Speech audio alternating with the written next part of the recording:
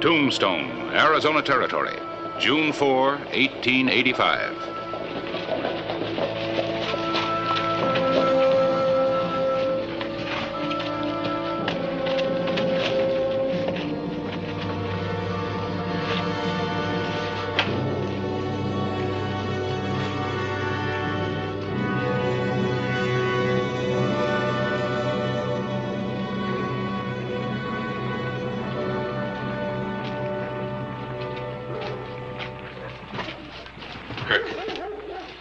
This isn't any good. It can only cause you trouble. When I make trouble, it's usually for the other fellow. You've been my partner long enough to know that, Monty. Kirk, if you'd only use your head. Walk like a man.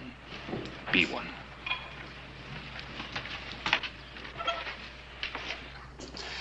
Until the lawless element is stamped out, there can be no legal trade in beef in Tombstone. Why don't you print the truth once in a while? Well, Stevens, we were just talking about you, weren't we, Charlie? None of your sarcasm, Claiborne. Kirk's one of the biggest cattle brokers in town. When he talks, you listen. The sheriff's been hounding hard-working cowboys, calling them rustlers. But the people knew the facts about Hollister, instead of the lies you print in that filthy sheet. Get out of my office. Not till you promise to print the truth. Well, now that I've always done. All right, if you're going to print lies about me, I'll see that you don't print anything at all.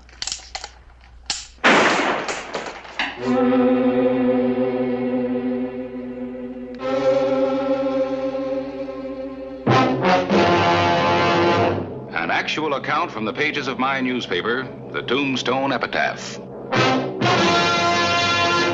This is the way it happened, in the town too tough to die.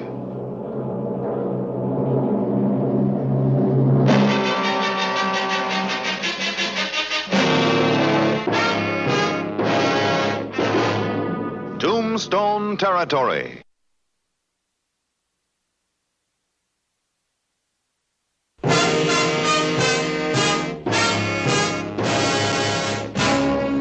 On that morning of June 4, 1885, it looked as if the publication of the epitaph was coming to a violent halt. Monty, get the boys and tear the place apart. I have a better way. The only better way would be to hang Claiborne from the nearest pole. Set up a headline, Harris. Cattle broker splattered by buckshot. Just what were you all planning? To wreck the epitaph.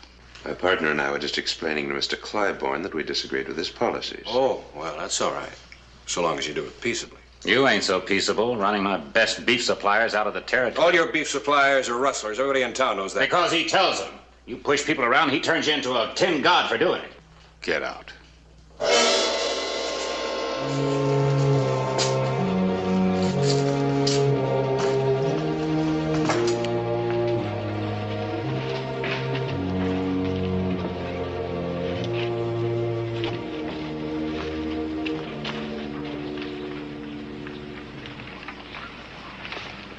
I'll get those two. Trouble with you is you can't forget your past. My past? At least I didn't spend all my time in all the saloons back east. Kirk, you're going at this all wrong. I know all about fighting newspapers. I used to work for one. You, a newspaper man? You have to cripple everybody, don't you? On your way to the Crystal Palace.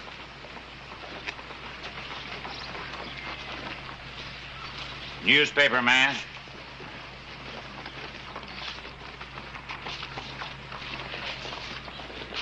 Why do you put up with him? He's not like you and me, Jeb. He's got education. If that's what education does to you, I'm glad I don't have none. Well, they always told me that my editorials had holes in them. I'd sure hate to see the doctor digging bullets out of you. Well, now, you know, so would I. Harris, why don't you stay out of the fight for a while? You know, I'm hurting him. Rounding up the rustlers and cutting off his beef supply. He'll just bring in you rustlers, and he knows where to find them. He used to do plenty of rustling himself. That's true, but it was never proven. Well, there wasn't as much law then. Now, he's respectable. Powerful man with a lot of money. He wants control of this town. He won't get it. We got to fight him on a lot of different levels. This is important. And so is this. Never underestimate the power of public opinion or a newspaper's effect on it. Sometimes it goes off with a bigger bang than a gun.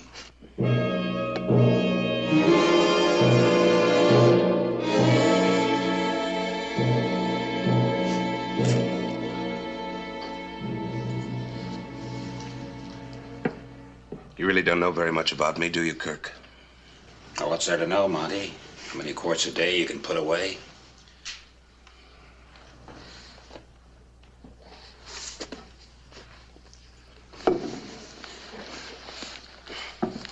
I haven't shown this to anyone for years.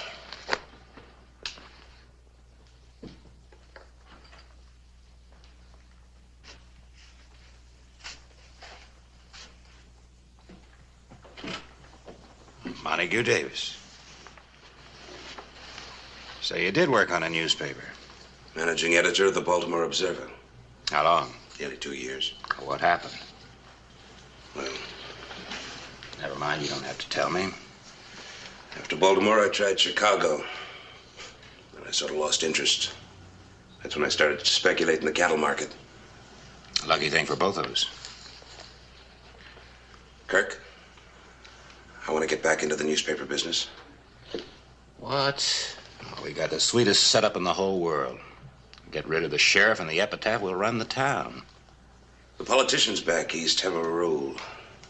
Don't fight a newspaper unless you own a newspaper. You can own one, Kirk. Newspaper? Sure. And I can run it for you. You can control public opinion, have anything you want. Get rid of Hollister, you can become mayor. How come after all these years you got the itch again? Each of us has to try to be a man in his own way. If you say so, Kirk, I'll start ordering the stuff. We'll call the paper the Bugle. It'll sound taps for the epitaph and the sheriff. Maybe.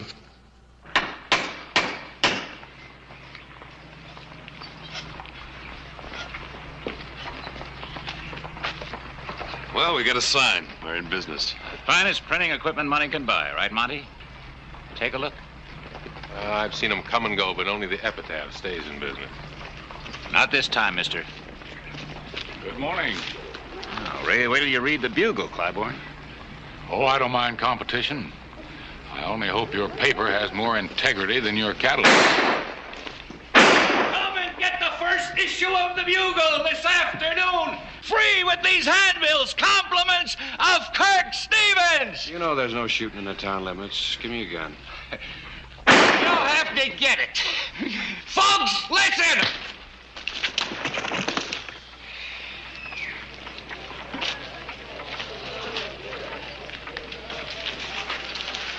You'll be all right in a little while. It says the sheriff just come up and pistol whipped poor Jed. Doesn't sound right. I know Clay Hollister. Yeah? How well do you know him? How well?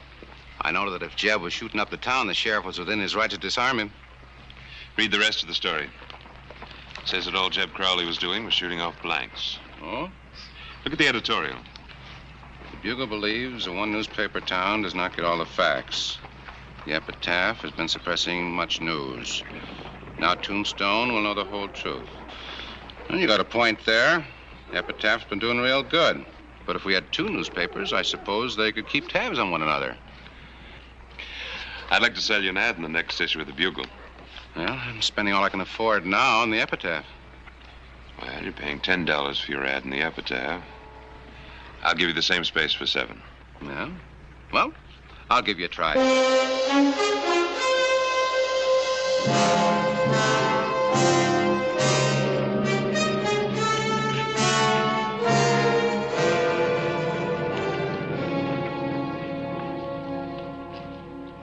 You're a lawman by election only, and that newspaper can turn public opinion against you. Clay, this is Todd Murphy. Met him up at the OK Corral. He needs some help. What kind of help? Had 20 head of cattle stolen. How'd that happen? I was driving some strays to catch up with the main bunch. 2 men jumped me, knocked me cold. When I woke up, no cattle. Where was it? About 5-6 miles out of town. You show us, huh?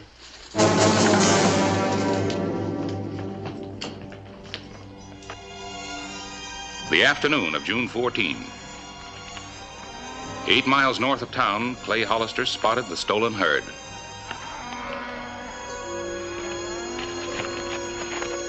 And the rustlers spotted him.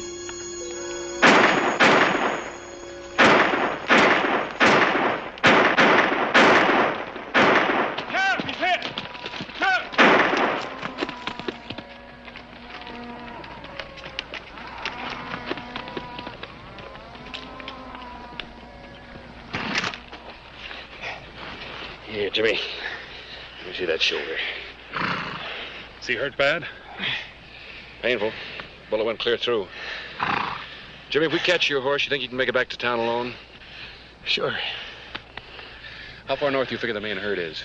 About a couple hours ride. I better ride along with you, make sure those boys don't try again. Come on, old buddy. Can't you shoot straight?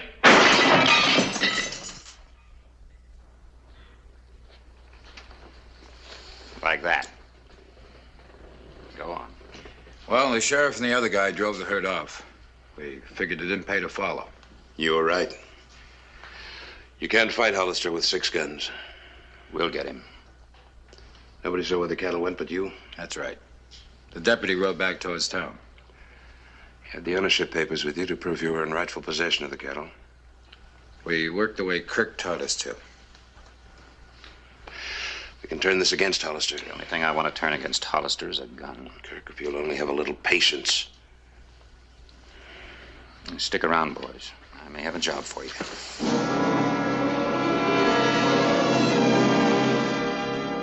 I know Clay Hollister couldn't be up to anything, but just the same, why was he so anxious to get rid of Jim?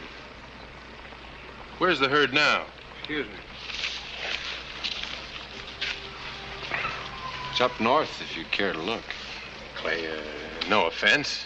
This was just about the rustling and... And what? Nothing, Clay. Nothing.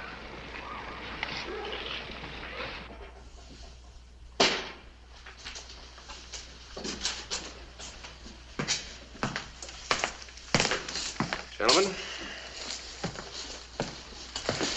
I read your little story. So did everybody else in town. Our circulation's improving every day. You say these rightful owners were deprived of their cattle? That's what they told us. They showed us papers to prove it. In other words, you're accusing me of rustling.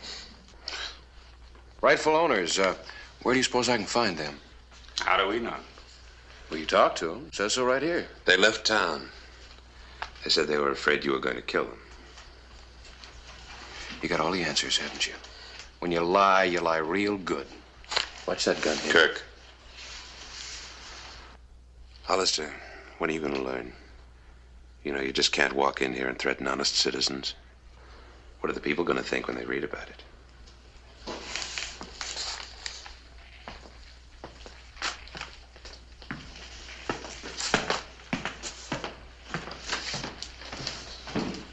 If it weren't for you, he'd be lying dead right there. We're killing him with words. Seen this? Mm-hmm. I'll say this. Somebody over there knows how to put out a paper. Harris, when are you going to lower your subscription rates to match those of the Bugles? Wish I could. It's impossible. Maybe they've discovered a new law of economics. How to show a profit while operating it under cost. Well, it seems to me like one man should be able to put out a newspaper just as cheap as another. Kirk Stevens is paying for the losses of the Bugle out of his cattle proceeds. Maybe Stevens is just a good businessman. Anyway, you can't expect us to pay extra for the epitaph when the Bugle's just as good. And maybe a little more impartial. Impartial? How do you like that?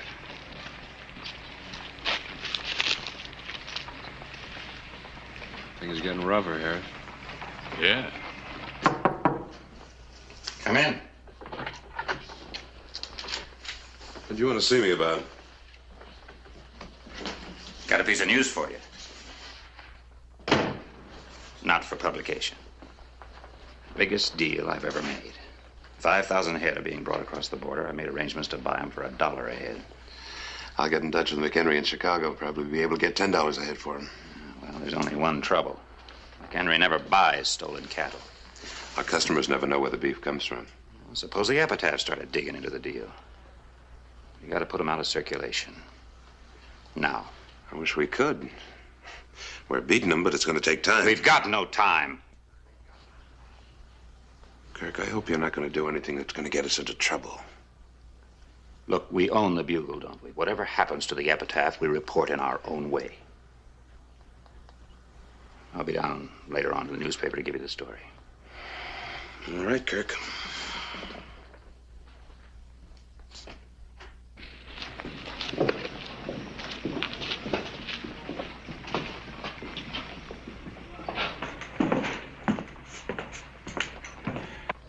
Well, that's it, Fred. Let's get out a paper, even if we have lost half our customers.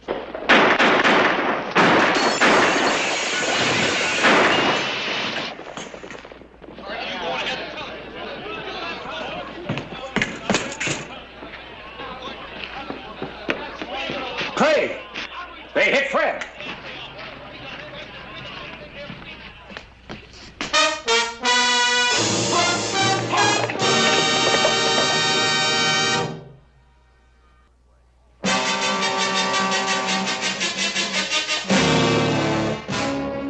June 20, 1885. Fred's body was moved to the undertaking parlor.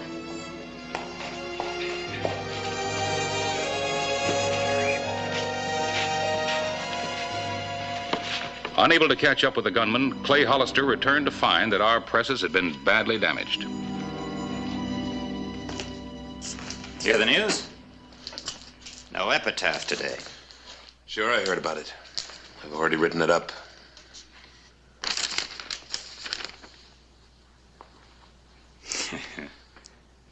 Well, this is good. You make it sound like Hollister doesn't want to catch the killers, may even be behind the shooting. It wasn't easy. I'm not sure you should have done it. Put the epitaph out of business, didn't I? By killing an innocent man. I was after Clybourne. Since when do you care about killing? I'm only warning you for your own sake, Kirk. Don't take any more chances. Somehow I liked you better when you were spending your afternoons at the Crystal Palace. I'm trying to make a big man out of you, Kirk. Please don't spoil it. First, you make a man out of yourself.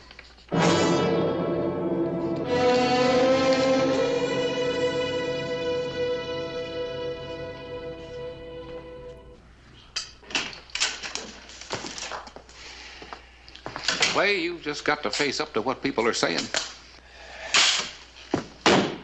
Yeah, I know what people are saying. The thing that amazes me, Harris, is how they can take the truth and twist it into so many different ways.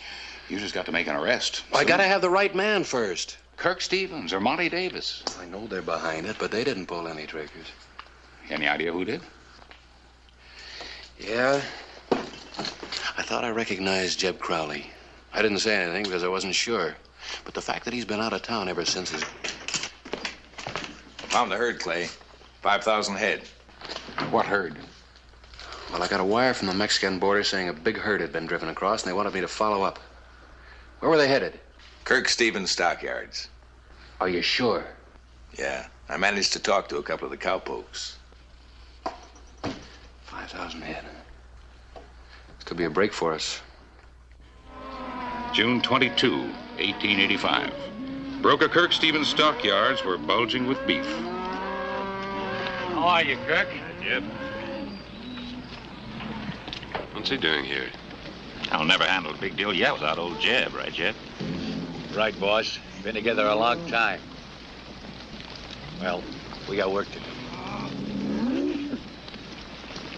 I think you're asking for trouble. Suppose the sheriff connects him with the shooting. Old Jeb can take care of himself. I think you're taking Hollister too lightly. I'm not the one that's taking him light. You think he can be beaten with words. I don't. Jeb. Where you been the last couple of days? Driving cattle? My deputy scouted this herd. You weren't with him. What about the other two, Jim? Them neither. He's just got bad eyes. What do you think of my eyesight? I spotted you right after Fred was murdered. You're just making wild guesses. go down to my office. We can talk better there. We're not going nowhere. I wouldn't.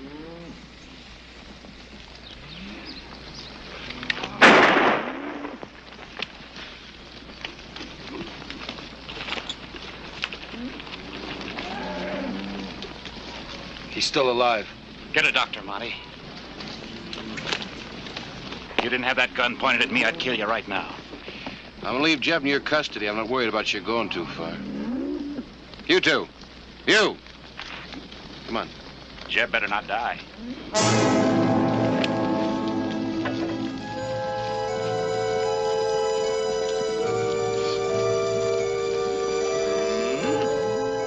Noon, June 22. We worked desperately to get the press running so the Epitaph could tell the true story of the shooting at the stockyards. The Bugle hit the streets first. And so, people of Tombstone, how many more shootings will we let our gunslinging sheriff get away with?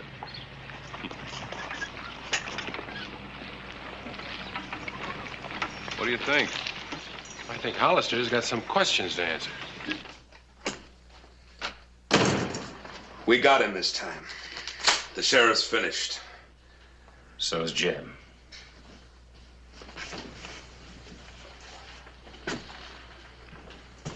What are you gonna do? He was one of my boys. The people will take care of Hollister. They'll throw him out of office.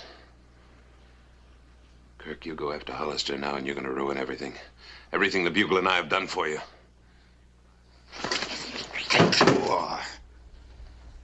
When I found you in Chicago, you were ready for the ash heap. Without me, you're nothing. Don't do anything stupid, Kirk. Use your head. I like my hands better.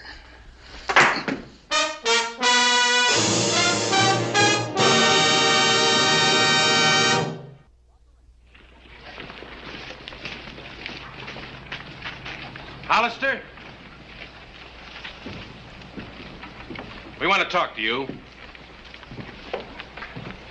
All right, go ahead. The shooting of Jeb Crowley is being investigated by the coroner. Yeah, that's the way it ought to be. Will you step aside till after the investigation? What kind of an investigation will that be? There are no witnesses except Kirk Stevens' men and Clay's deputy. Sheriff, will you turn in your star while we look into this? Hollister, I want you. You heard what the man said.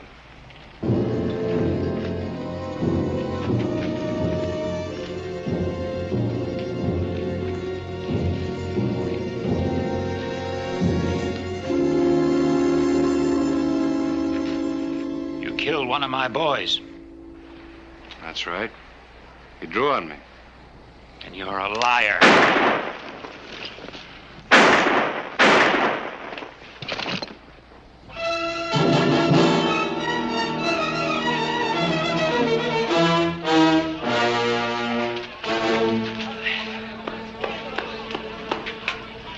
He's dead.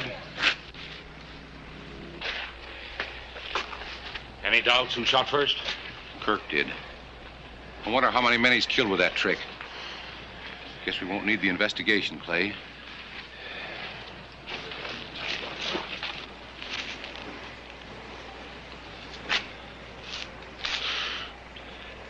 And he wanted to own the town. Now all he's got is a piece of Boot Hill.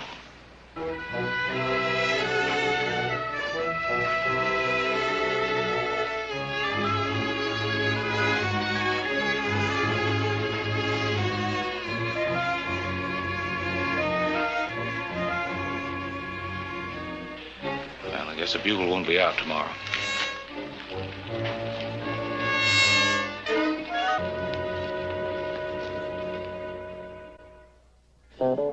Whistle me up a memory, whistle me back where I wanna be, whistle a tune that'll carry me to Tombstone territory.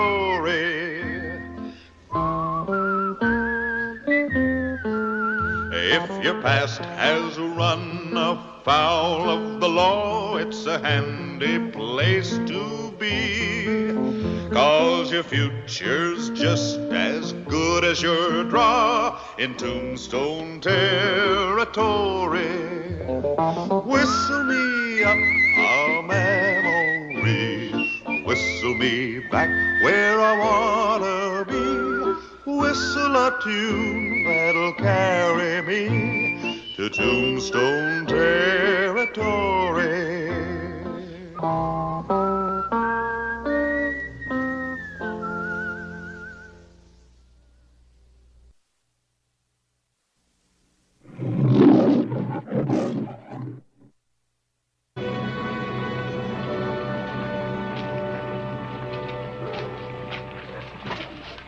Kirk, this isn't any good. It can only cause you trouble. When I make trouble, it's usually for the other fellow. You've been my partner long enough to know that, Monty. Kirk, if you'd only use your head. Walk like a man.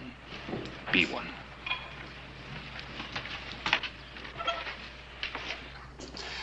Until the lawless element is stamped out, there can be no legal trade in beef in Tombstone. Why don't you print the truth once in a while? Well, Stevens, we were just talking about you, weren't we, Charlie? None of your sarcasm, Claiborne. Kirk's one of the biggest cattle brokers in town. When he talks, you listen. The sheriff's been hounding hard-working cowboys, calling them rustlers. But the people knew the facts about Hollister instead of the lies you print in that filthy sheet. Get out of my office. Not till you promise to print the truth. Well, now that I've always done. All right, if you're going to print lies about me, I'll see that you don't print anything at all.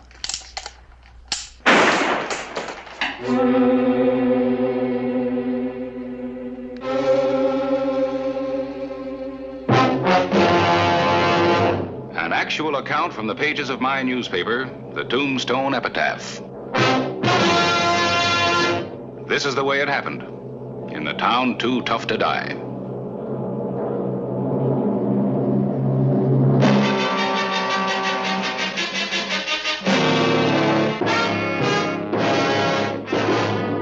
Tombstone territory.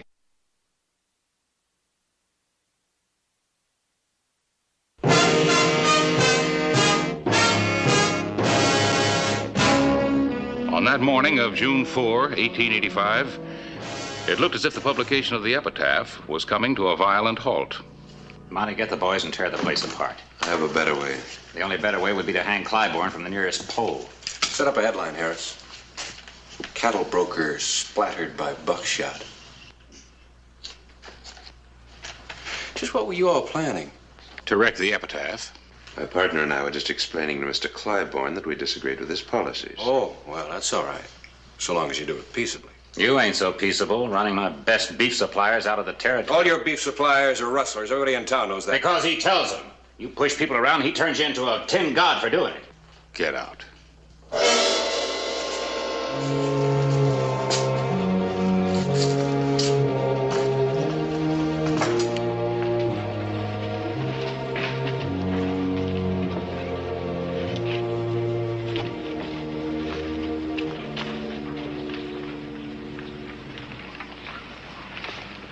I'll get those two. Trouble with you is you can't forget your past. My past?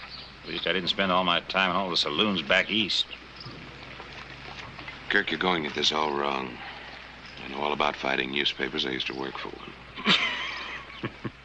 You, a newspaper man? You have to cripple everybody, don't you? On your way to the Crystal Palace.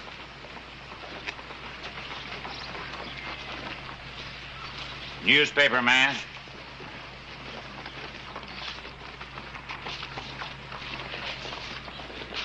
Why do you put up with him? He's not like you and me, Jeb. He's got education. If that's what education does to you, I'm glad I don't have none. Well, they always told me that my editorials had holes in them. I'd sure hate to see the doctor digging bullets out of you. Well, now, you know, so would I. Harris, why don't you stay out of the fight for a while? You know, I'm hurting him. Rounding up the rustlers and cutting off his beef supply. He'll just bring in you rustlers, and he knows where to find them. He used to do plenty of rustling himself. That's true, but it was never proven. Well, there wasn't as much law then. Now he's respectable, powerful man with a lot of money. He wants control of this town.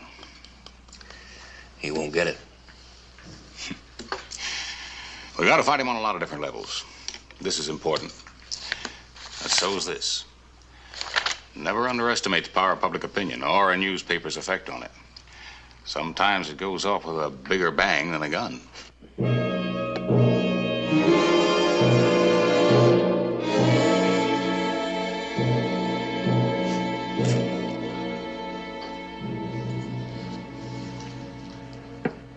You really don't know very much about me, do you, Kirk? Now, what's there to know, Monty? How many quarts a day you can put away?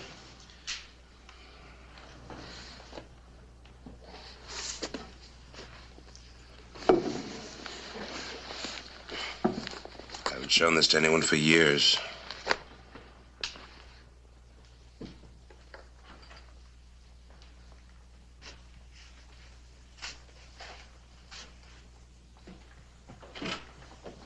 Montague Davis.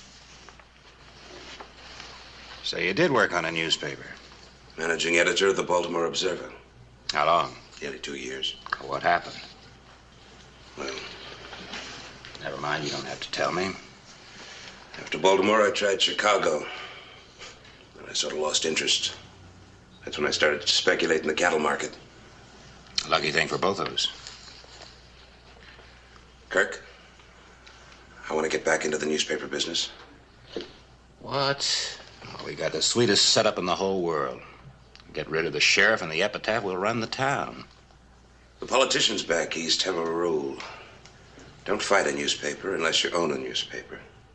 You can own one, Kirk. Newspaper? Sure. And I can run it for you. You can control public opinion, have anything you want. Get rid of Hollister, you can become mayor. How come after all these years you got the itch again? Each of us has to try to be a man in his own way. If you say so, Kirk, I'll start ordering the stuff. We'll call the paper the Bugle. It'll sound taps for the epitaph and the sheriff. Maybe.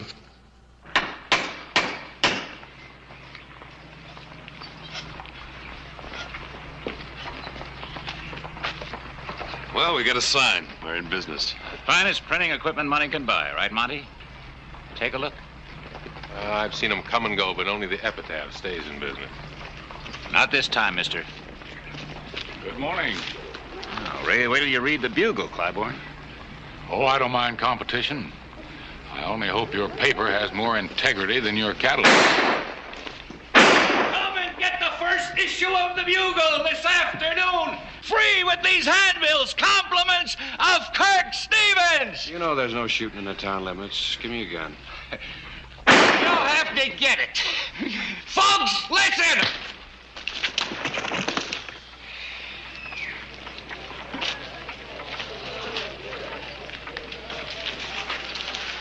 You'll be all right in a little while. It says the sheriff just come up and pistol whipped poor Jed. Doesn't sound right. I know Clay Hollister. Yeah? How well do you know him? How well? I know that if Jeb was shooting up the town, the sheriff was within his right to disarm him. Read the rest of the story. It says that all Jeb Crowley was doing was shooting off blanks. Oh? Look at the editorial. The Bugle believes the one newspaper town does not get all the facts. The epitaph has been suppressing much news. Now Tombstone will know the whole truth. And you got a point there. The epitaph's been doing real good. But if we had two newspapers, I suppose they could keep tabs on one another. I'd like to sell you an ad in the next issue of the Bugle. Well, I'm spending all I can afford now on the epitaph. Well, you're paying $10 for your ad in the epitaph. I'll give you the same space for $7. Yeah? Well, I'll give you a try.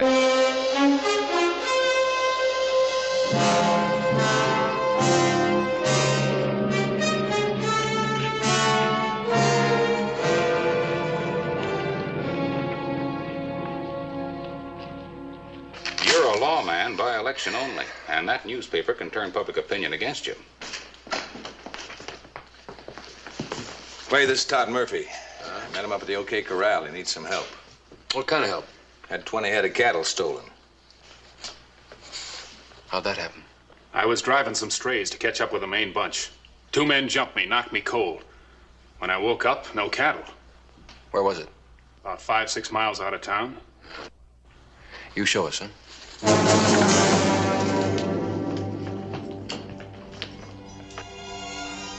The afternoon of June 14.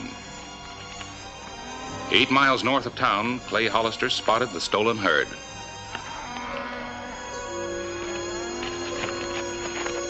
And the rustlers spotted him.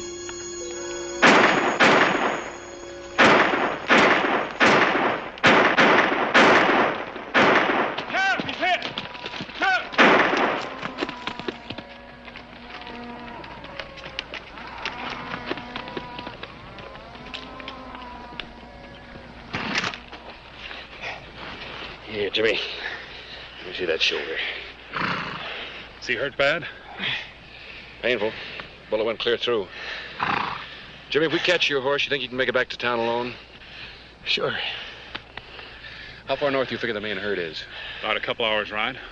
I better ride along with you, make sure those boys don't try again. Come on, old buddy. Can't you shoot straight?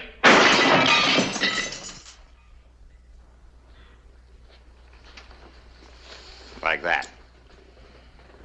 Go on. Well, the sheriff and the other guy drove the herd off.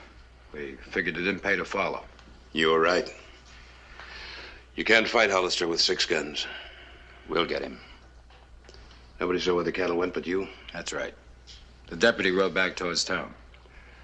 You had the ownership papers with you to prove you were in rightful possession of the cattle. We worked the way Kirk taught us to. We can turn this against Hollister. The only thing I want to turn against Hollister is a gun. Kirk, if you'll only have a little patience. Stick around, boys. I may have a job for you.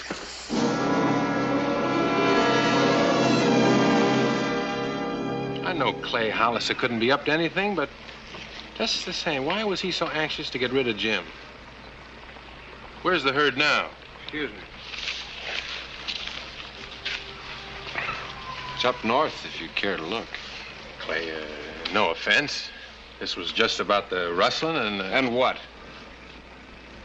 Nothing, Clay. Nothing.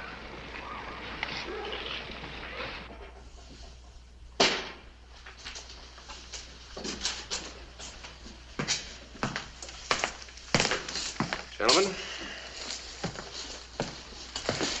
I read your little story. So did everybody else in town. Our circulation's improving every day.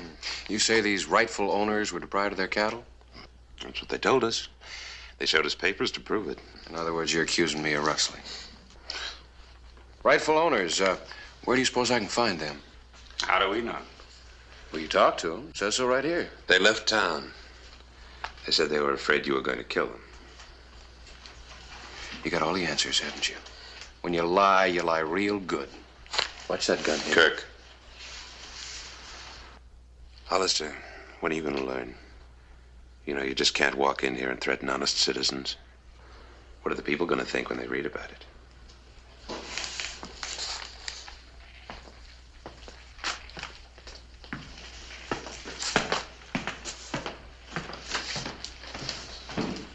If it weren't for you, he'd be lying dead right there. We're killing him with words. Seen this? Mm-hmm. I'll say this. Somebody over there knows how to put out a paper.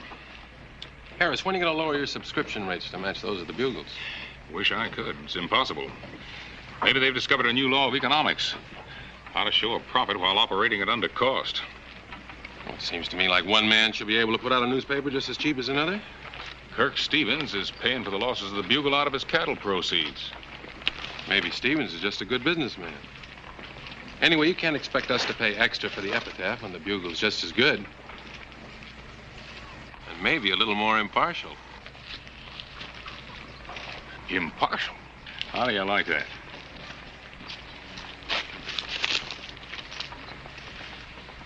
Things are getting rougher, Harris. Yeah. Come in. What do you want to see me about? Got a piece of news for you. Not for publication. Biggest deal I've ever made. 5,000 head are being brought across the border. I made arrangements to buy them for $1 a head. I'll get in touch with McHenry in Chicago. Probably be able to get $10 a head for him. Well, there's only one trouble. McHenry never buys stolen cattle. Our customers never know where the beef comes from. Well, suppose the epitaph started digging into the deal. You got to put them out of circulation. Now. I wish we could. We're beating them, but it's going to take time. We've got no time. Kirk, I hope you're not going to do anything that's going to get us into trouble. Look, we own the Bugle, don't we? Whatever happens to the epitaph, we report in our own way. I'll be down later on to the newspaper to give you the story. All right, Kirk.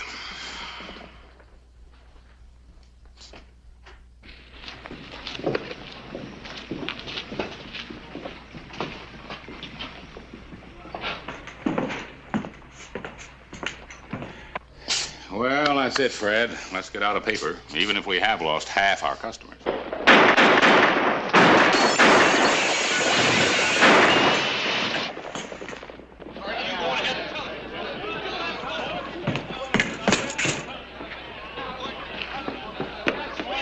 Clay!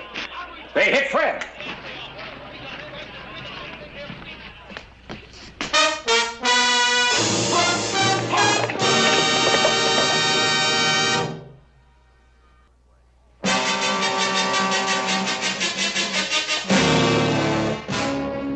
June 20, 1885. Fred's body was moved to the undertaking parlor.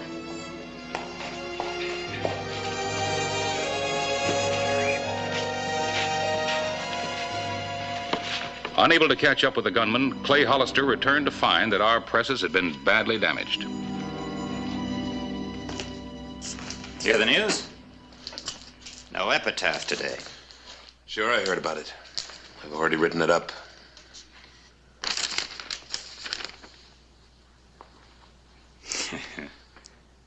Well, this is good. You make it sound like Hollister doesn't want to catch the killers, may even be behind the shooting. It wasn't easy. I'm not sure you should have done it. Put the epitaph out of business, didn't I? By killing an innocent man. I was after Clybourne. Since when do you care about killing? I'm only warning you for your own sake, Kirk. Don't take any more chances. Somehow I liked you better when you were spending your afternoons at the Crystal Palace. I'm trying to make a big man out of you, Kirk. Please don't spoil it. First, you make a man out of yourself.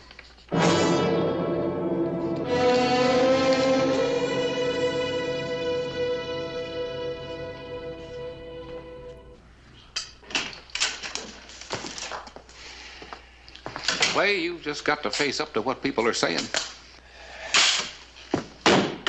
Yeah, I know what people are saying. The thing that amazes me, Harris, is how they can take the truth and twist it into so many different ways. You just got to make an arrest. Well, I gotta have the right man first. Kirk Stevens or Monty Davis. I know they're behind it, but they didn't pull any triggers. Any idea who did? Yeah. I thought I recognized Jeb Crowley. I didn't say anything because I wasn't sure. But the fact that he's been out of town ever since is... Found the herd, Clay. 5,000 head. What herd? Well, I got a wire from the Mexican border saying a big herd had been driven across, and they wanted me to follow up. Where were they headed? Kirk Stevens stockyards. Are you sure? Yeah. I managed to talk to a couple of the cowpokes. 5,000 head. This could be a break for us. June 22, 1885.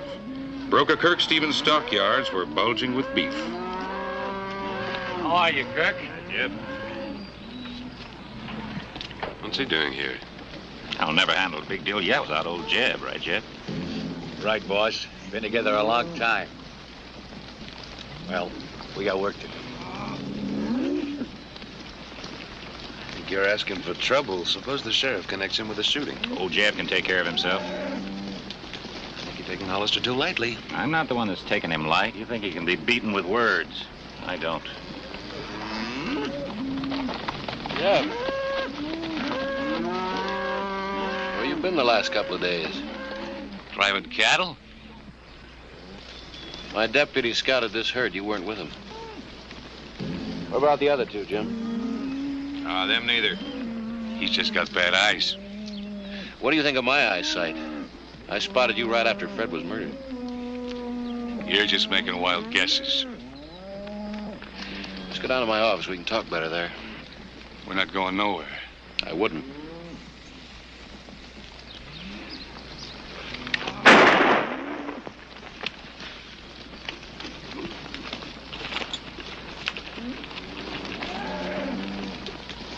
He's still alive. Get a doctor, Monty. If you didn't have that gun pointed at me, I'd kill you right now. I'm gonna leave Jeb in your custody. I'm not worried about you going too far. You two. You! Come on. Jeb better not die.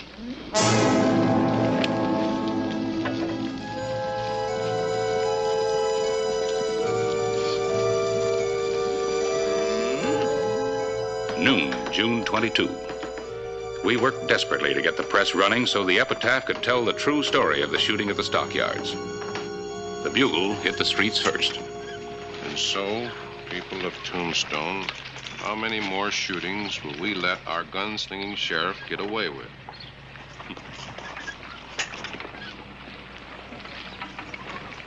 What do you think? I think Hollister's got some questions to answer.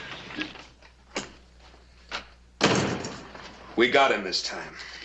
The sheriff's finished. So is Jeb.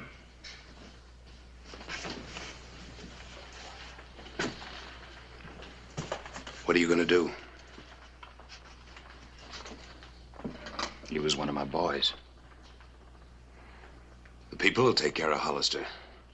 They'll throw him out of office. Kirk, you go after Hollister now and you're gonna ruin everything. Everything the Bugle and I have done for you.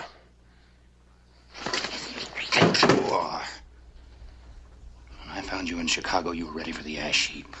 Without me, you're nothing. Don't do anything stupid, Kirk. Use your head. I like my hands better.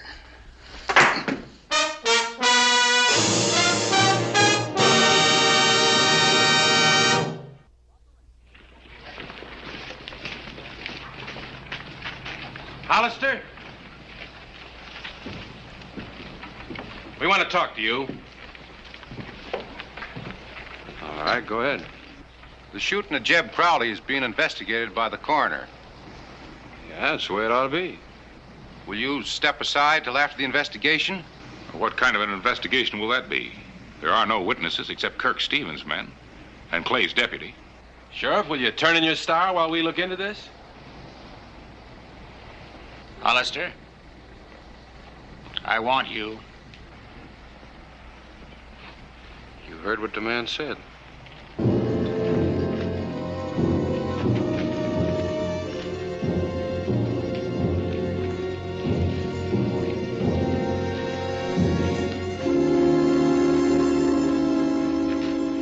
You killed one of my boys. That's right. He drew on me. And you're a liar.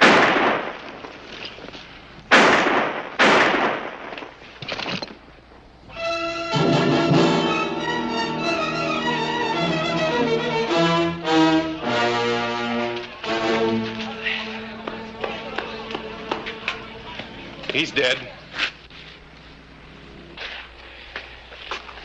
Any doubts who shot first? Kirk did. I wonder how many men he's killed with that trick. Guess we won't need the investigation, Clay.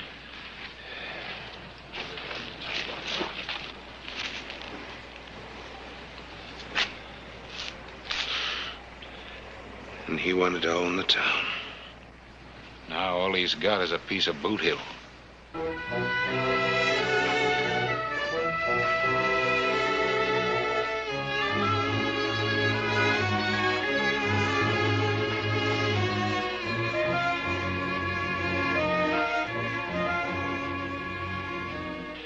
Well, I guess the Bugle won't be out tomorrow.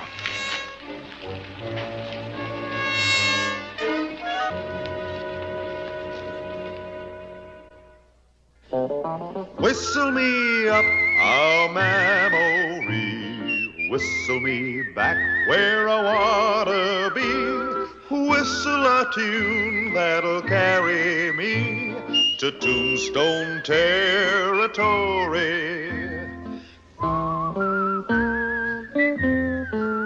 If your past has run afoul of the law, it's a handy place to be. 'Cause your future's just as good as your draw in Tombstone territory. Whistle me. The railroad north of Tombstone, Arizona Territory, May 26, 1889.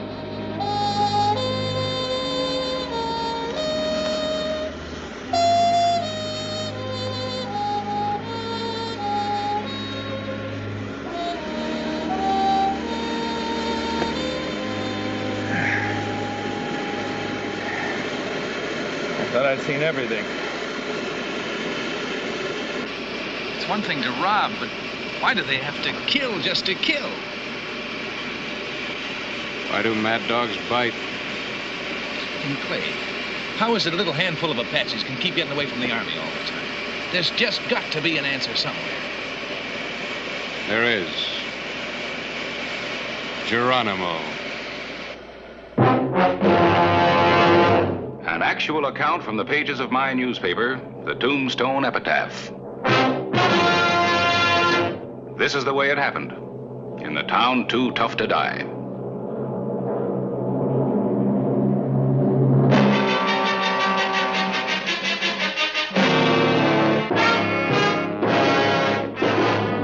Tombstone territory. May 29, 1889. News of Geronimo's return across the border from his lair in the Sierra Madres brought bitter memories and grim determination to the people of the territory. Memories of blood and death, and a determination to destroy once and for all the menace of the renegade Apache and his followers. The 6th Mexican Infantry under Colonel Lorenzo are stationed along the border to check any moves south the hostiles might make. We know Geronimo is somewhere in this area. It means he's cut off from his regular sources of weapons and supplies. Now, what ammunition he had must be running low by now. Probably why he hit the quartermaster's supply train. Fortunately, there was no ammunition aboard. Meaning that sooner or later he's going to have to take chances he'd ordinarily try to avoid. We're well aware of that, Hollister. I'd like to get to the point. All right.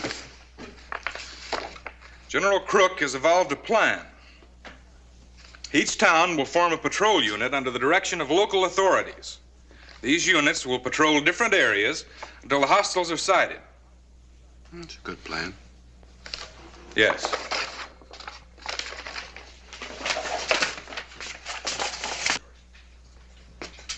In the event the hostiles are sighted, the patrol unit will send riders to the nearest telegraph dispatch station and inform Fort Huachuca immediately. Then maintain visual contact with the enemy until relieved by the punitive troops. Well, Lieutenant, if we see the Indians, you can bet they're going to see us. And by the time your punitive troops get into action, Geronimo will be miles away.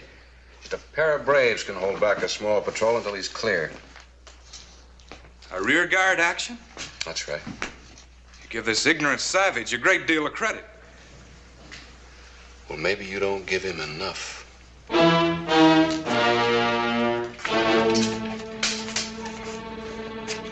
Fortunately, the Army is unimpressed by legends of the invincible Apache.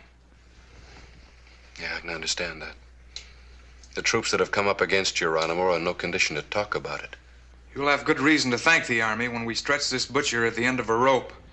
Look, Lieutenant, I know an awful lot of men that have fought Indians all their lives. They don't underestimate Apaches. Apaches? At best, not underestimate what's in store for them. Just one question, Lieutenant. You ever even seen a hostile?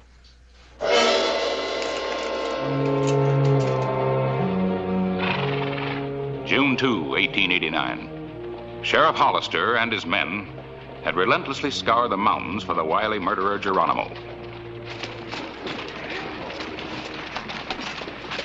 Well, try down south tomorrow. See it sun up.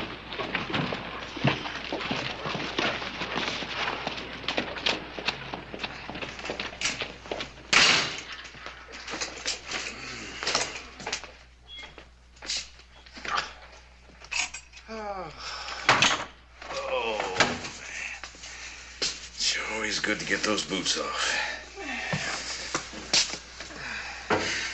You know, it's a funny thing. Most people get their backside sore straddling a horse 8 to 10 hours a day. But with me, it's my feet. Never could understand that. Well, maybe it's because you keep trying to put those size 12 feet of yours in a size 9 boots. Why, Clay? Oh, shucks. Don't your feet ever get sore? Yeah, I just get saddle sore. You better get some supper. Get to bed. Sun up, remember? Yeah. Wonder if that Geronimo ever sleeps. I don't know. If he does, I'd sure hate to have his dreams. Dover's Pool Palace on the edge of town. Geronimo. The bold renegade Apache had taken a liking to white man's ways. He showed his contempt for the army and law by playing pool under their very noses.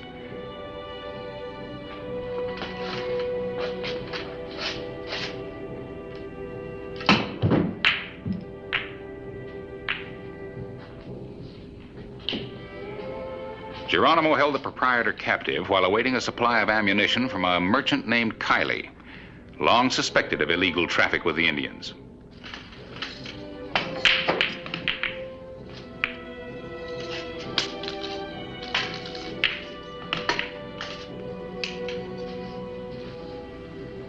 Geronimo?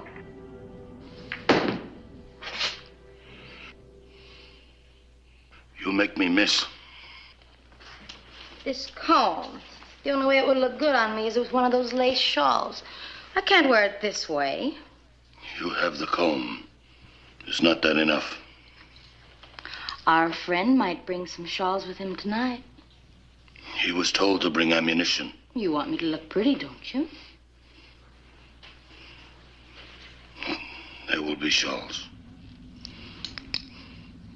Now, woman, let me play this game in peace.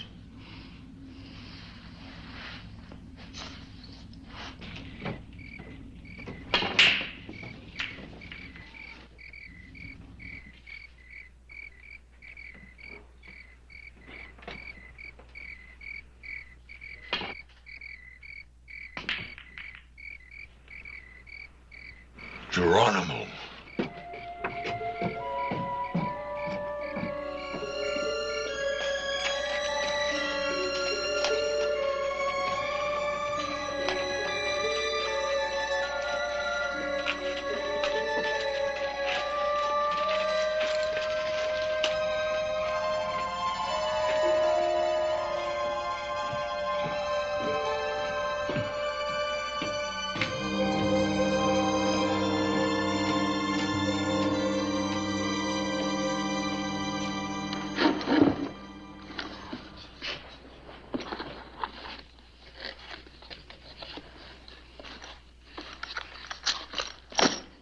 How much did you bring? 1,550 rounds of 45-70s and 2,000 rounds of 44-40s. That's better than I thought I could do. It's hard to get prime quality ammunition in such quantities. But I know you want the best for your warriors, and that's what I brought.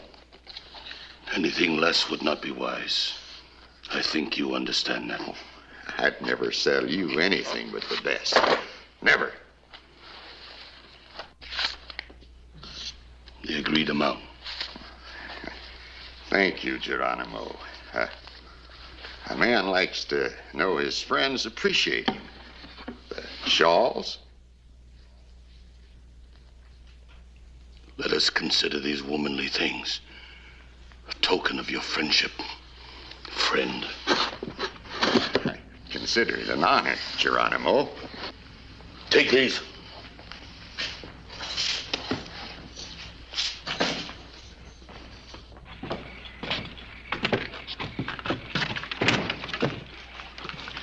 Maybe 4-1 he's seeing pink Indians.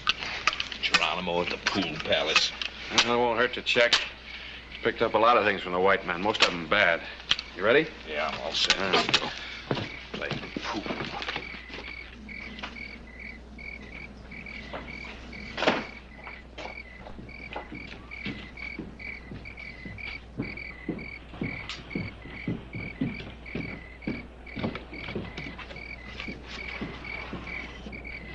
sheriff. The sheriff. Tell Geronimo the sheriff's coming.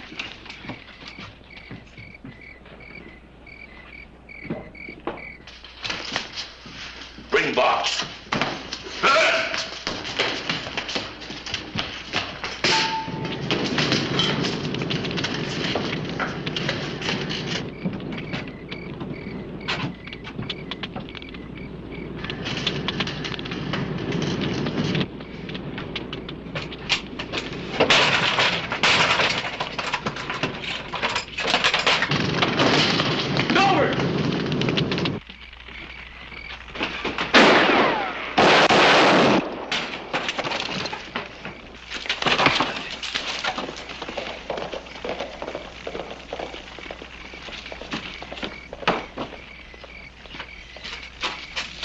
Come on out of there with your hands up.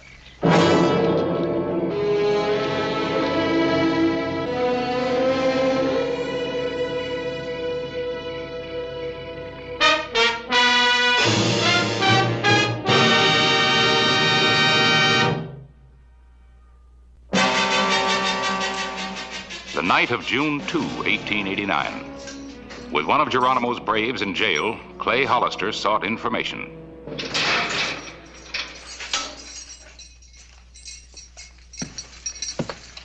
Sit down.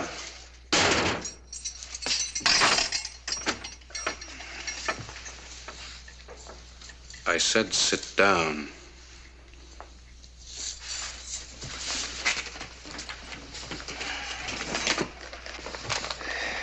How long have you known Geronimo? Answer me. You don't have no right to arrest me. It's not against the law to know Geronimo. It is against the law to provide hostiles with weapons. I don't do that. You made contact with Kylie so that Geronimo could get the ammunition. How can you wear that? I have a right to wear it. It's mine. I suppose he gave you that, too? He gave me everything. Does that suit you? I wonder how many women died so that you could wear the jewelry stripped from their bodies. You try to scare me. It won't work, Mr. Sheriff. I think you and Geronimo deserve each other. Went to Kylie's store, Clay. Afraid it was no use. Too late? Yeah. Time we got there, he phoned the coop. The store was wide open and the cash box on the counter was empty. They won't get far. Learn anything? Well, let's lock her up. No, Jimmy. Give her a junk and get her out of here. You heard what he said. Pick up your stuff.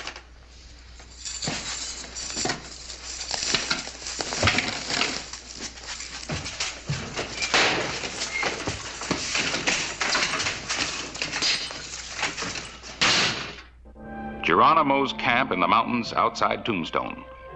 The Apache killer and the merchant Kylie made an incongruous pair. I stayed as long as I dared, Geronimo, but when I heard they'd found that ammunition case, I had to work fast. I only managed to save a few dollars. I don't know what's going to happen to me now. My braves. What of them? Tell me. One's dead and one's in jail. But what'll happen to me? My business is gone. My good name. It's terrible. You've got to help me, Geronimo. Lend me money so I can start someplace else. Now, Indians believe in helping a friend in trouble, and you know, I've always been a friend of your people. Always a fair deal and the best merchandise. My people do all for those they know. Who are their friends? Seize this carrion. No, Geronimo, I am your friend. Friend, to you, the Indian is nothing more than a fool. To be cheated, robbed of what little he has. No. Kill him. No, Geronimo.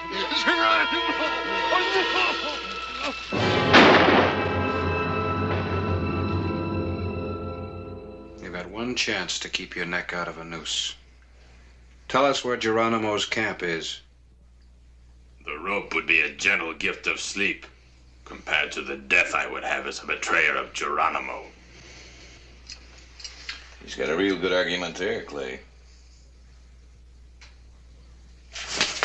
Where is he? Where's Geronimo? He is everywhere. He is nowhere.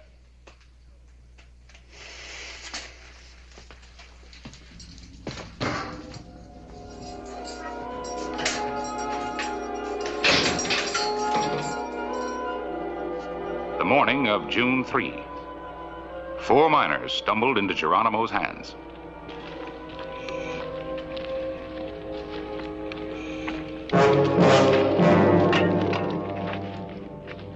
Drop these things.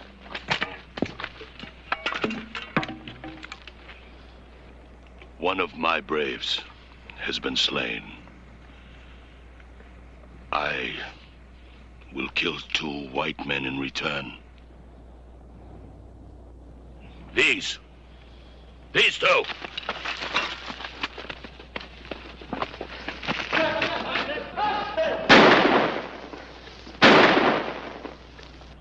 Another of my warriors is held captive. Unless he is freed, I will slay every white man, woman, and child who falls into my hands. Tell this in Tombstone. Go!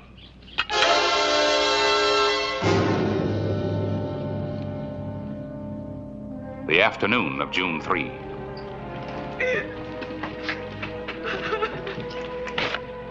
The people of Tombstone were grim witnesses to Geronimo's brutal reprisal.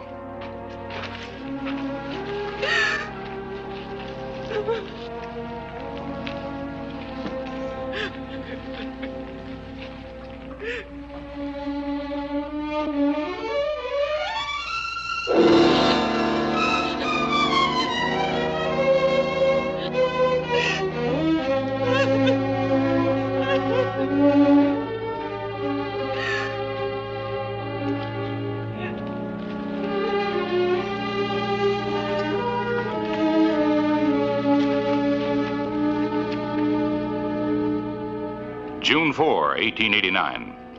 Lieutenant Forsyth and his patrols had made no contact with Geronimo. He came to claim the prisoner. My instructions are to guard your Indian prisoner until a detachment arrives to take him into military custody. Those orders are direct from the commanding officer. That brave isn't free. A lot of innocent people are going to get killed. Miners, homesteaders. Must be hundreds of them in the hills around here, and Geronimo will slaughter them as fast as he can find them. I gotta let him go. You're making a mistake. A bad one. You know I intend to make a full report. Well, the telegraph office is still open. Help yourself. I intend to.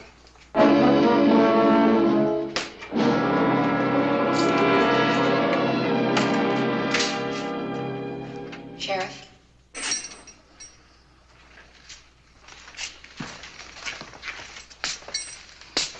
What do you want? I've come to show you where Geronimo is. Where is he? About a 20-minute ride from here. He's been raiding by night. Now he sleeps. How many men has he got with him?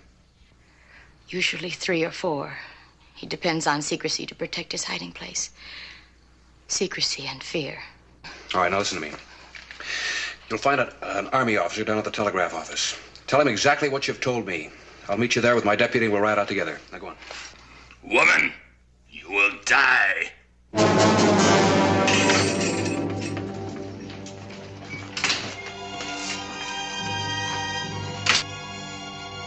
The afternoon of June 4, 1889.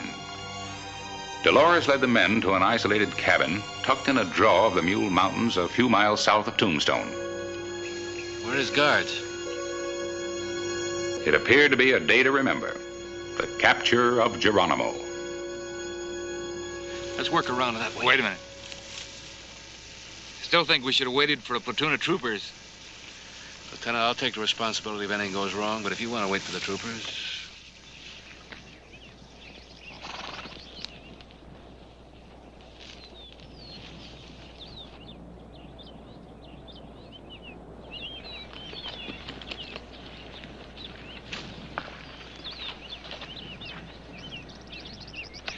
gotta get him before he knows what hit him. Otherwise, we'll get it from both sides. Simple enough. We'll pick him off from the window. And we'll get the rest from inside when they come up to see what's happened. A perfect cul-de-sac. Look, Lieutenant, the job is to get him in. The federal court will take care of him after that. All right, there's only one door, so here's what we'll do. Jimmy... I'm not one of your deputies. Jimmy? Yeah. You and I'll take the front. Right. If Lieutenant Forsyth will be good enough to keep an eye on that window.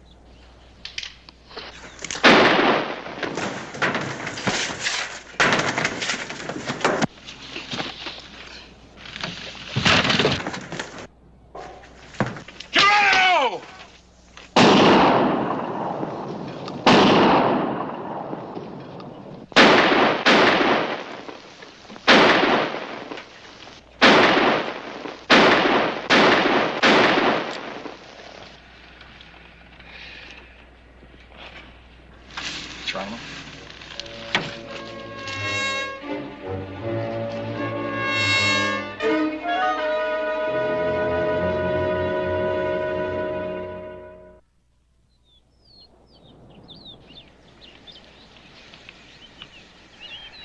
I gave him both barrels, Jimmy. No man can live with a load of lead like that in him. It's not the first time he's walked away with a hole in him that would kill a horse. Well, maybe next time, Clay. Maybe. Thing is, how come a killer like him leads a charmed life?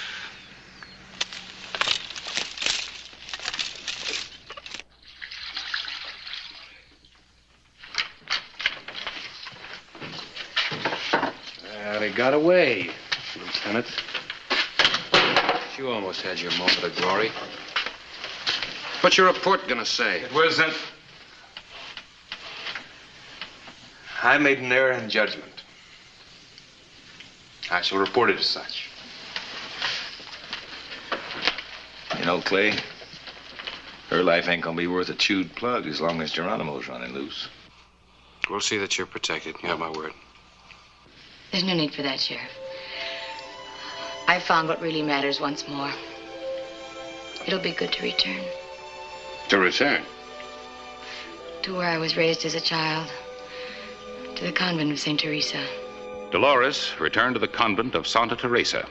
The notorious Geronimo was never actually captured. When he was old and tired, he voluntarily surrendered to General Crook and returned to the comforts of the reservation.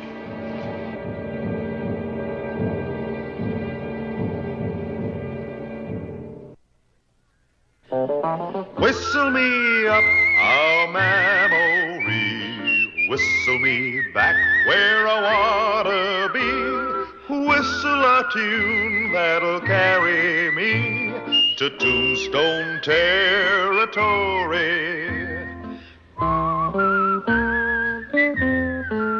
If your past has run afoul of the law, it's a handy place to be. 'cause your future's just as good as your draw in Tombstone territory. Whistle me up a memory, whistle me back where I wanna be. Whistle a tune that'll carry me to Tombstone territory.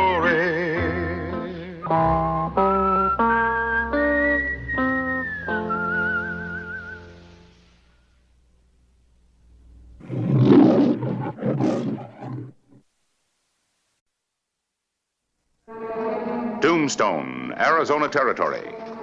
An overcast morning, July 9, 1886.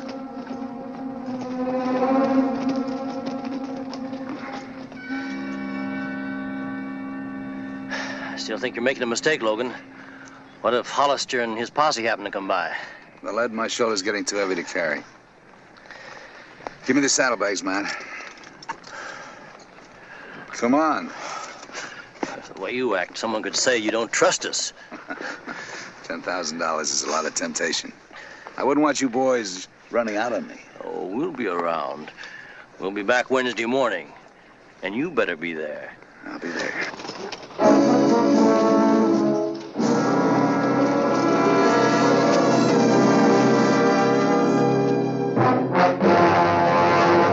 An actual account from the pages of my newspaper, the Tombstone Epitaph. This is the way it happened, in the town too tough to die.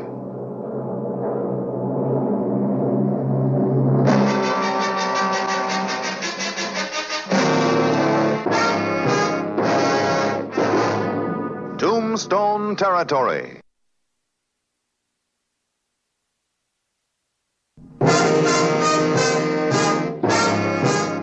July 9, 1886.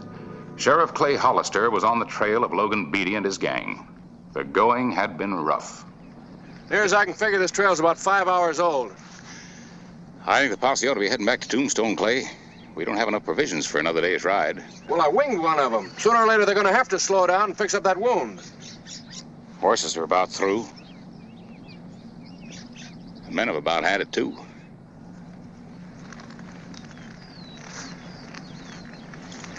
All right. You men head back for Tombstone. Now, what about you, Clay? I get some provisions at the Danbury Ranch, then ride into Fairbanks, get a fresh posse there. Much obliged for your help, Paris. I'll check with you when I get back.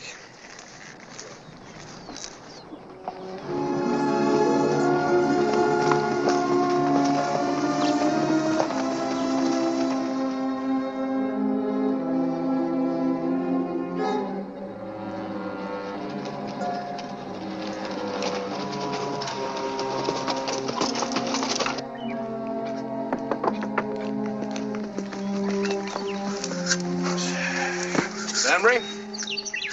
You come hunting land taxes, Sheriff, you're wasting your time. You got no money. No, it's nothing like that. I was hoping you could let me have some provisions. I'd be willing to pay.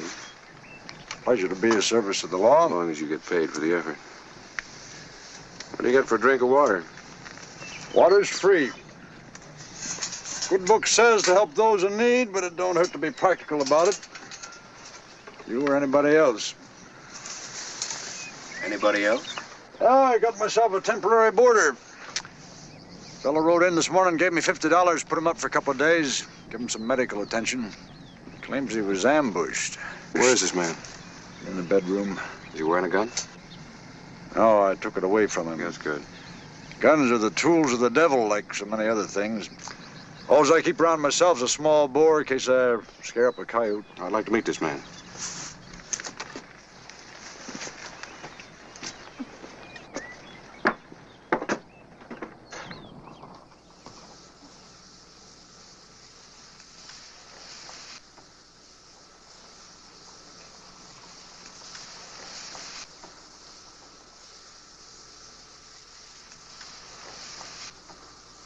Were you ever in Kansas City, Miss Danbury? No. They got a store there sells nothing but dresses. Really? Yeah. Does everyone make jokes all the time like you do? No, I'm the funniest man that was ever in Kansas City. Someday you ought to go there. You won't be going for a while, Logan. Hello, Hollister. Just rest easy.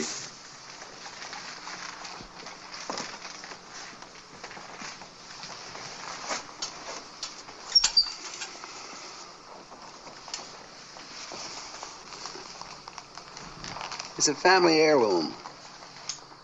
Like this lucky piece. I rest better when they're near me.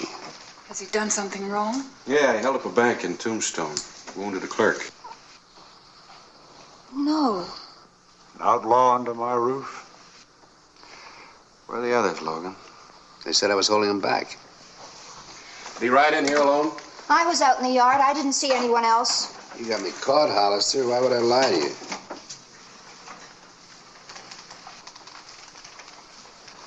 They ran off and left you, huh?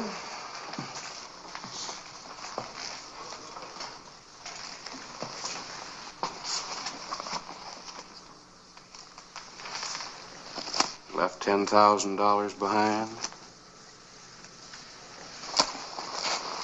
Where are they, Logan? Sheriff, can't you question him later? He's in pain. As you sow, so shall you reap. Yeah, he reaped all right. I'll need a lighted lamp to sterilize this. Seems only fair that since I put the bullet in, you ought to be the one to take it out. How is he? Nothing wrong with him. A couple of days rest won't cure. I don't want him under my roof. This is a God-fearing house. Let the sinner seek the comfort of his own kind and not sicken others. It's a long ride back to Tombstone. Wouldn't want that wound to open up. He might bleed to death. The righteousness of the perfect shall direct his own way. The wicked shall fall by his own wickedness. But the man came to us for help, Pa. It wouldn't have been Christian to turn him away. He's a thief and a murderer. He deserves the worst that can happen. There's nothing too good about Logan's past, but murder isn't one of his accomplishments. I know his kind has never done a hard day's work in his life. I thought we could all use some refreshment. Oh, thank you, Miss Danbury. Looks like I'm going to have to impose on your hospitality for a couple of days. We're pleased to have you here, Mr. Hollister. You think he'd like a cup? Oh, I'm sure he would. I'll take him some. If the sheriff wants him to have any, he'll take it in. Leave the girl alone, Alan.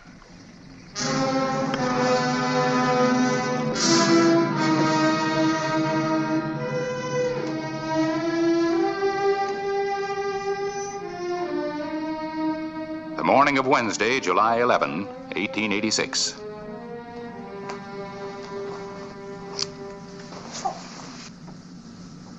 You certainly don't take any chances, Sheriff. No. My job, you'll live longer if you're careful. And don't put too much faith in good luck charms. I want to talk to you about that. What's wrong with Logan giving it to me? He should have kept it for himself. He's going to need all the luck he can get. Keep away from him, Kay. You sound just like my father, Mr. Hollister. He's got a long prison term ahead of him. Hollister, there's one thing you should know. You're never going to put me in prison. Only one man ever locked me up. That was my dad when I was 7 years old. I remember I beat my hands bloody trying to get out of that dark cellar. It was a whole lifetime ago. I still dream about it.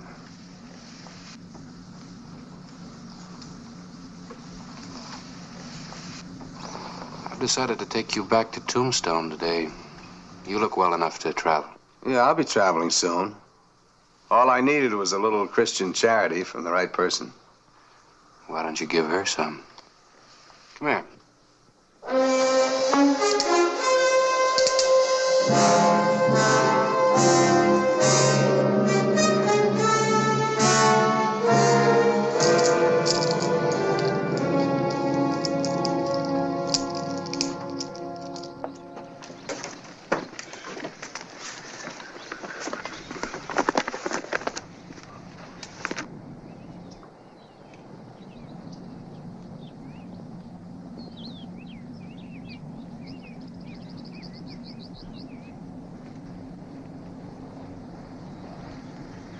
I'll never forget you.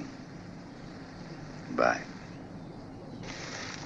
All right, Logan, let's go.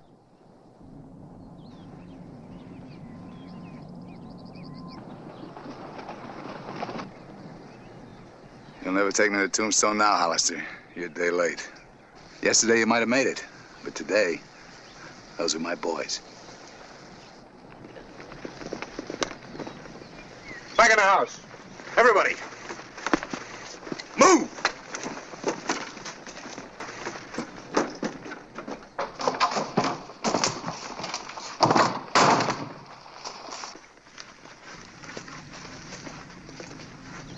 Hey, Logan, come on out. Tell him you're my prisoner. Sheriff Clay Hollister's in here with me. Well, what do you want us to do? Well, there's no sense in having a gunfight. I'll be out in a few minutes.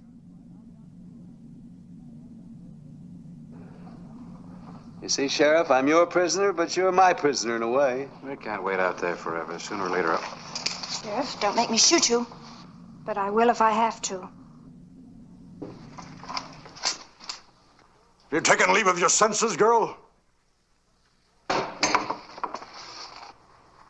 I want to go with you. Your father's right. You've taken leave of your senses. I can't take you with me, don't you see? For the first time in my life, I do see. And I want to go with you. All right. Let's go. Try to make him understand.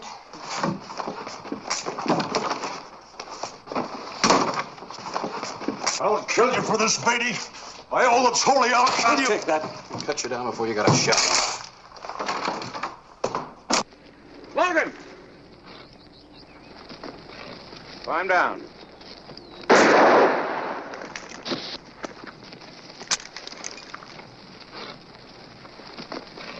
Kay! Get out of the way! Get out of the way!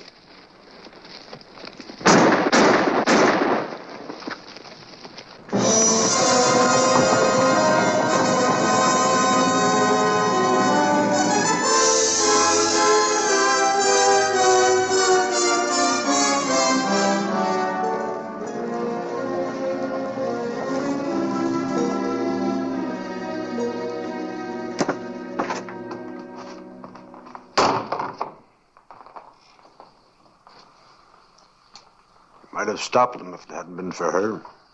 I don't think you can put all the blame on your daughter. My daughter is dead.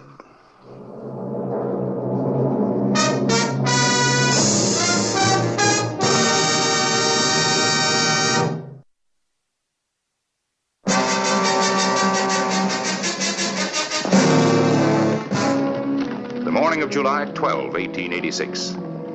Logan Beatty skirted Tombstone on his way to New Mexico. Clay Hollister came back to Tombstone for a small posse. We again picked up Beatty's trail.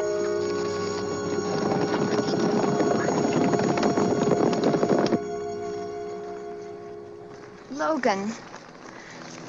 Don't be so worried. The shoulder opened up a little, that's all. Logan, you can't keep riding. You've got to stop, at least for a while. And let Hollister catch up. I'll tell you what we'll do. Yucca Flats is about 2 hours from here.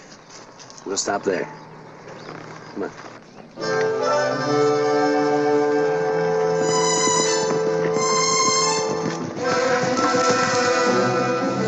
The outlaw's trail led to Yucca Flats. We reasoned Beatty was seeking the sanctuary of the New Mexico border.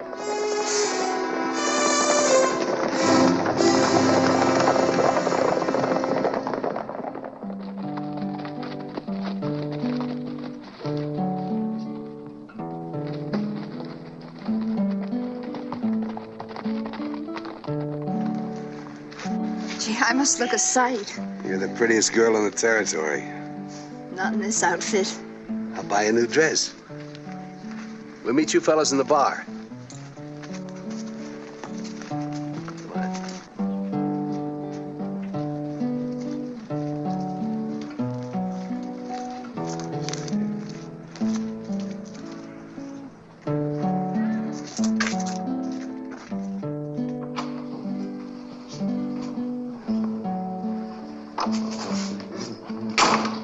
A bottle, please.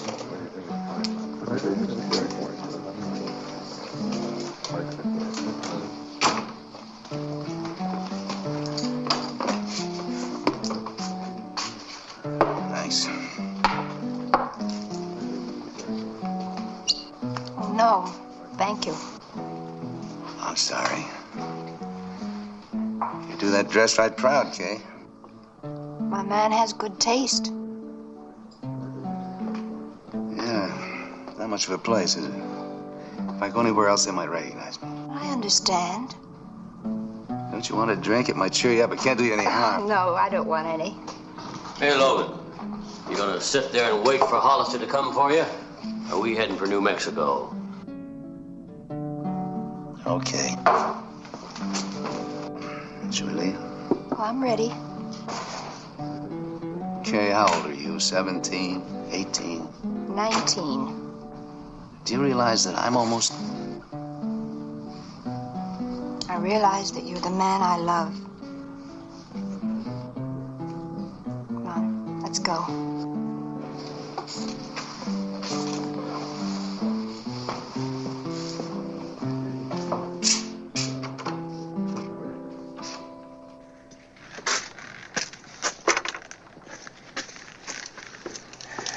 They were here all right. How long ago? About an hour. Well, we're gaining on them. They still got a good head start. Catching them before they reach the border is going to take some doing. If I have to cross the border, I will. They'll send the boys back to Tombstone. This visit's going to be unofficial.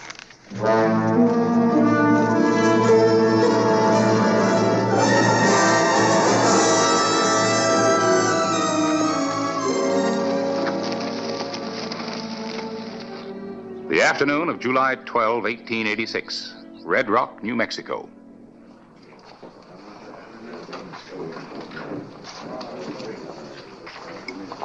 Aren't you going to eat any of it? I'm not hungry. I know what you're thinking. I just can't afford to take any chances. I've still got to be careful where we stop. Logan, I understand that. You don't have to explain. You haven't had any fun, have you? Give me a little time. We'll have plenty of fun. And we got lots of money. And what happens when the money's gone?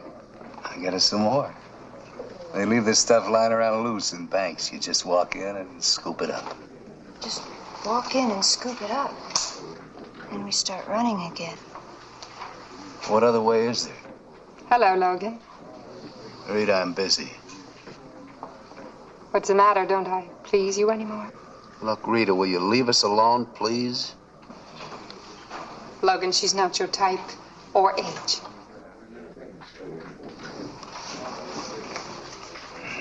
I'm sorry about it.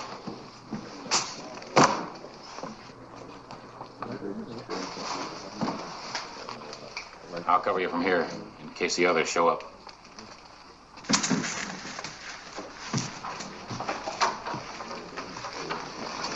Where are your friends? My friends are hid out. They're afraid of a lawman who might forget about the law and come across the border. This is New Mexico, Hollister. You have no authority here. They have their own laws and they have nothing on me. And if you don't believe me, ask the sheriff at the bar. That doesn't prevent us from having a little talk, does it? Well, what is it to say? I want you to ride back to Tombstone with me. Whatever would make me want to do a fool thing like that? You want to make her happy? I figure the best way to do that's by staying out of jail. Taking her to places like this? Won't always be places like When has this. it ever been different? I think she deserves something better. Have you any complaints, Kay?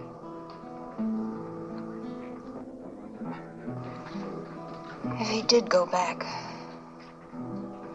what would happen? You'd have to face a robbery charge. I can't do that, Kay. Don't ask me. Logan, time of your kind's passing. Trail ends with a bullet or a long prison term. Now's your chance to pay a small penalty for a new life. Remember, I told you I can't stand to be locked up. What kind of freedom is this? Running from the law, living from day to day, and no future. Leave us alone, Hollister.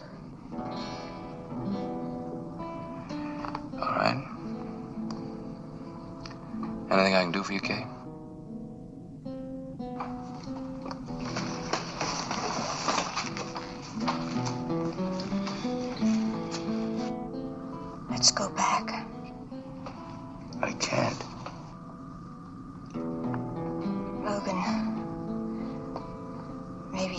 can walk into a bank and scoop up some money. But what happens if this kind of life runs us out of love?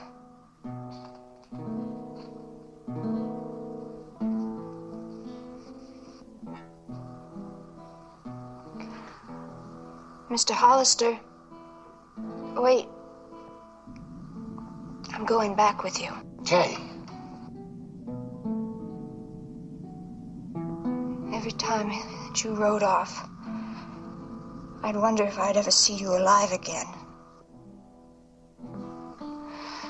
And we'd end up hating each other.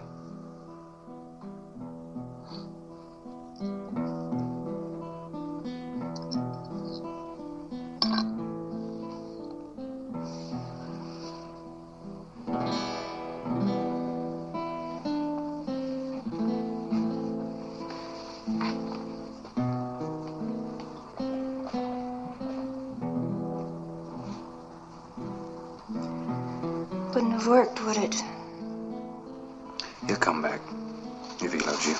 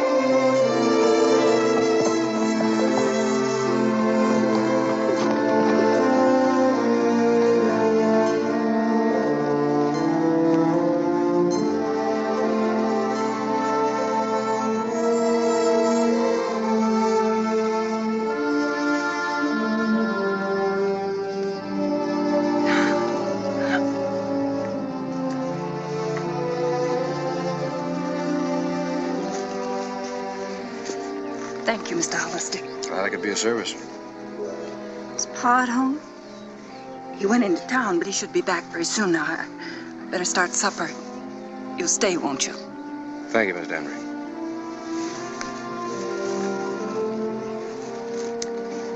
She's worried about what Pa will say. How about you? I'm not any longer. I think I'll ride out and meet him.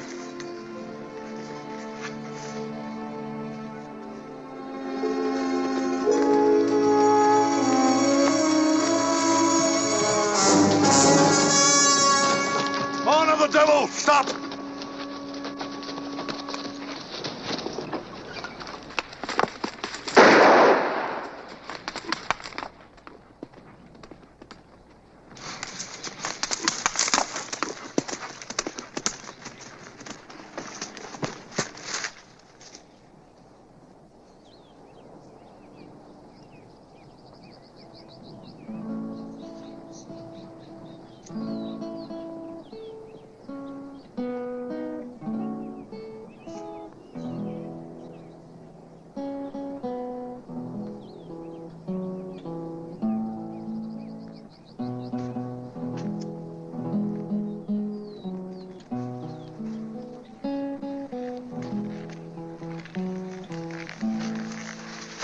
He was coming in to give himself up.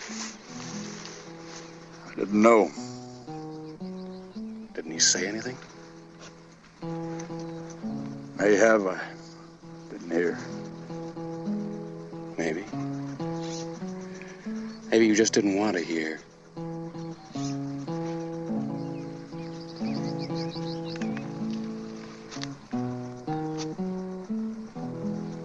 How will I be judged? I don't know. But you're gonna have to tell your daughter you killed a man she loved. Here. You better give her this.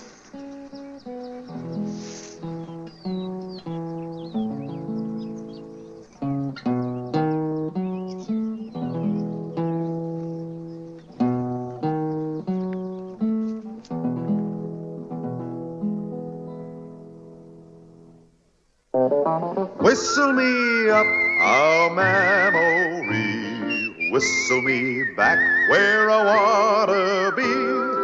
whistle a tune that'll carry me to Tombstone territory.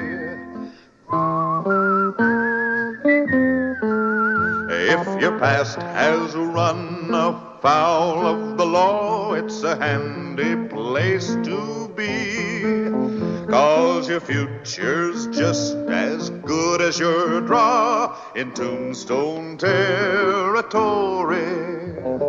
Whistle me up a memory, whistle me back where I wanna be, whistle a tune that'll carry me to Tombstone territory.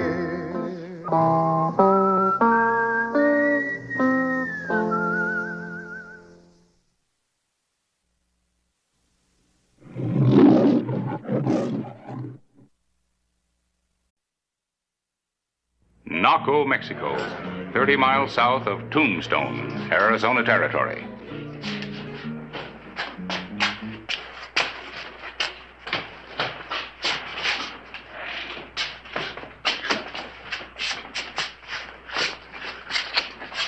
Where are the other faceless ones? Where is Santiago? Where is he hidden?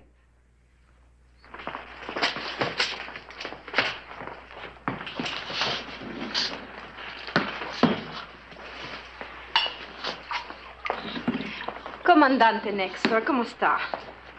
Señorita Marta Teresa. Where is the man you told me about?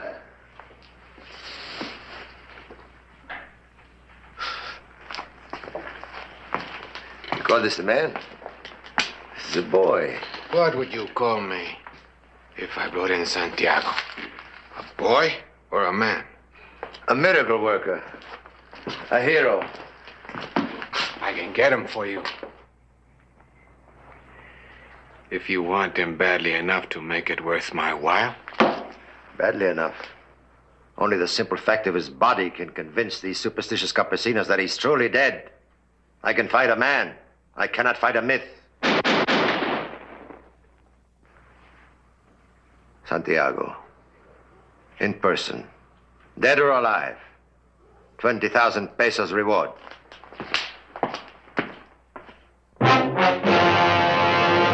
An actual account from the pages of my newspaper, the Tombstone Epitaph. This is the way it happened. In the town too tough to die.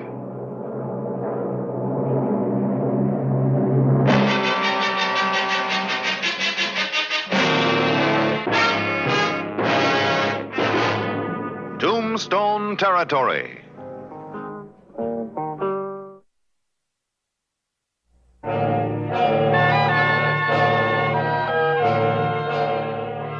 The night of October 13, 1886.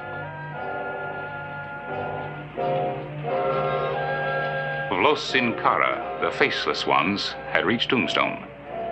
The territory was to become the unwilling host to the desperate fighters for freedom, or bandits, depending on who you believed.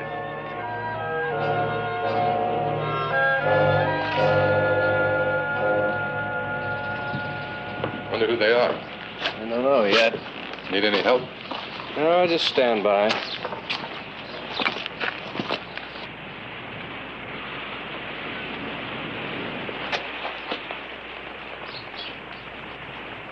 Senor Clay Hollister? See?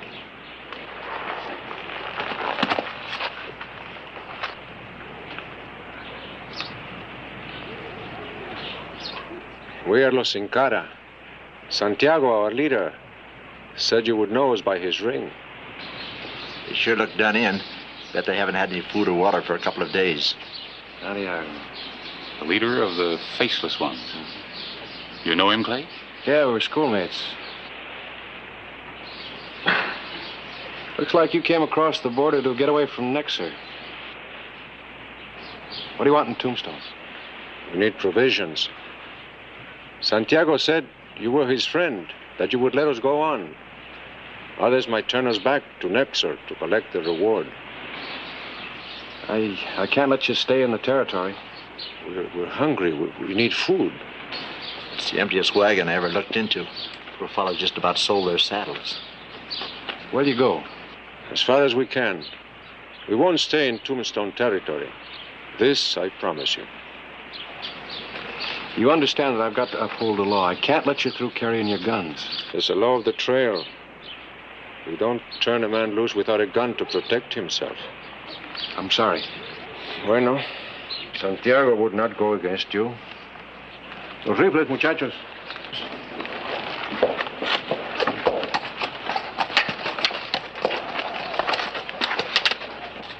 That it?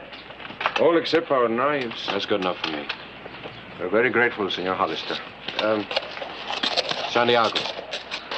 Where is he now? No matter where one is, one's friends are always close. Santiago is with you now. Muchas gracias, amigos. Adiós. Vamos, muchachos. Adiós. ¡Viva los cercanos! ¡Viva!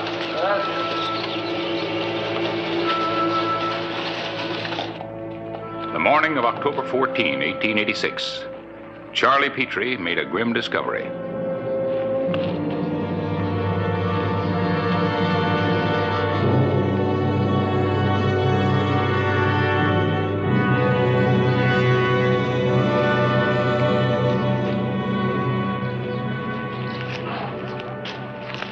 Yeah, it's blood. I guess that wagon wasn't so empty after all. False bottom? Had to be. Guess Santiago was closer than I thought. They must have been carrying him in the wagon. Yeah. Badly wounded, too. Harris, this could be real trouble. If Santiago's as badly off as all that blood seems to indicate, they can't take him far. They'll have to hide him around here, in the territory. Yeah, and if Nexer finds out, he'll raid in after him for sure. I better get to Santiago first. In the afternoon, the trail split, and the marks showed the Mexicans had divided their party. The three horsemen had cut off towards Mexico, undoubtedly in a try to slip across the border. But the wagon tracks continued.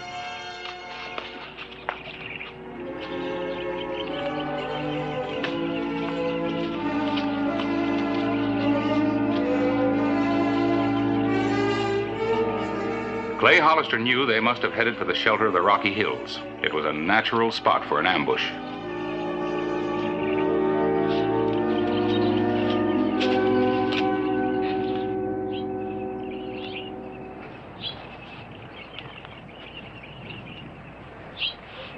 Aguilar? Move, senor. Do not make me kill you. Follow a trail like a bloodhound. You're on the run with Santiago. He has stopped running. And so have I. Now that I know we must stop, I have decided to bring you to him. You trust me? Implicitly. Now the gun belt. Clay Hollister had found his friend and former Academy classmate, the guerrilla hero who, armed only with the dream of democracy and freedom, had fought the military despot, Comandante Nexor. Santiago. Would that we could march again at our academy, amigo. Tell me, did I wear my uniform well? Your uniform's what you believe. Thank you for what you have done. I didn't do anything. This, in itself, is an act of friendship.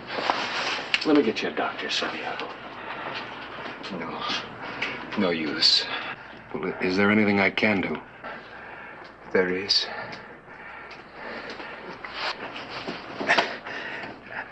Can I ask an old friend a favor? My young brother, Juan, a boy. I was to take care of him. I gave him nothing. No legacy. Your fight for your people's freedom's a legacy. Find him, Clay. Only you can do it. Bring him up to me. Before I die. To try to make him understand. But I don't know where to look. Aguilar knows. No, Santiago, no. Must not let him know where you are. Juan. Juanito.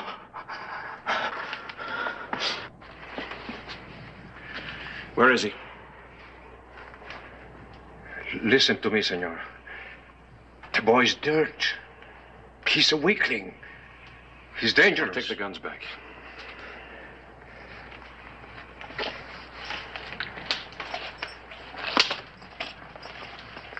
Look for him at the cantina in Naco.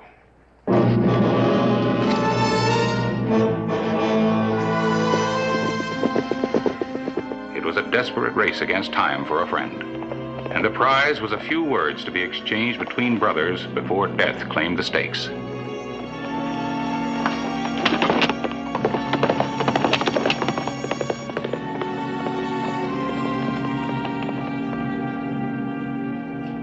October 15, 1886. Oye, mozo. Give me a chance. Let me show you what love is for its own sake. Leave me alone. I want to dance with you. There's no music. You're my muse. And you're a foolish child.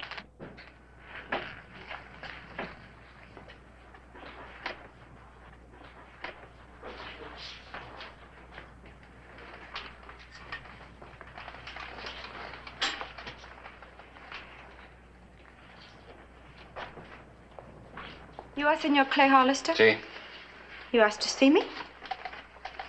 Drink? No, no drink. Just talk. Drink 5 centavos. Just talk 20.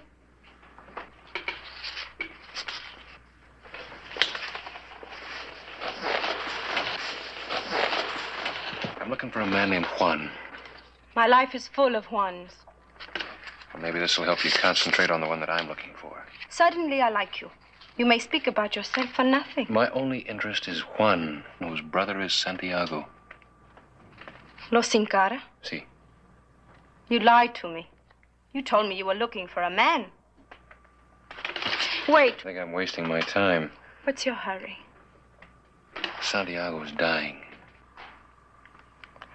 I'm sorry. I was just being cautious. Cautious about what?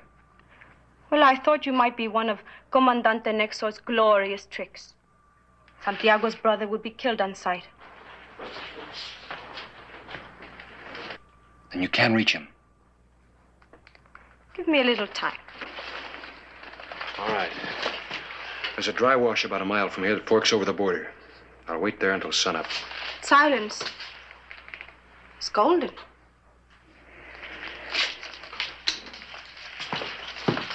$20,000. I am an army all by myself, and you offer me that? How many men do you want? 40? I'll give you 4. I want none. I go in by myself. I bring him back by myself. Me, alone. Alone? And if I say no? Then, Comandante, you will never find him. It angers me to hear a boy talk like a man. I'll show you the kind of a man that I am. All right, Marta, listen to your boy. A regular torero, a matador. He offers to bring you the bull's ears, Comandante. Does he know he has to get past the horns to get to them? Are you interested in bullfighting or the capture of Santiago? I want Santiago as the main attraction at the fiesta in the plaza. Then I'll bring him to you at my price. 20,000 pesos. Dead or alive, but in the plaza. 80,000 pesos. You offer me 20,000 and the use of 4 men. Going alone makes me 4 times as brave. And you can perform as spectacularly as you boast, huh? Try me. Oh, adoro. Done. Payment on delivery.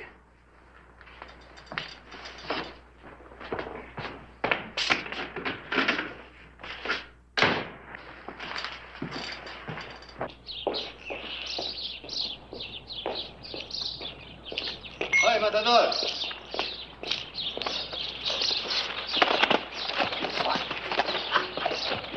Simple answer to a simple question.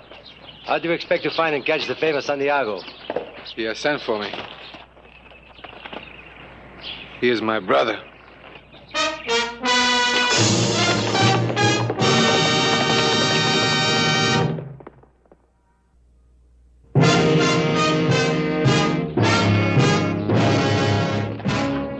October 16, 1886.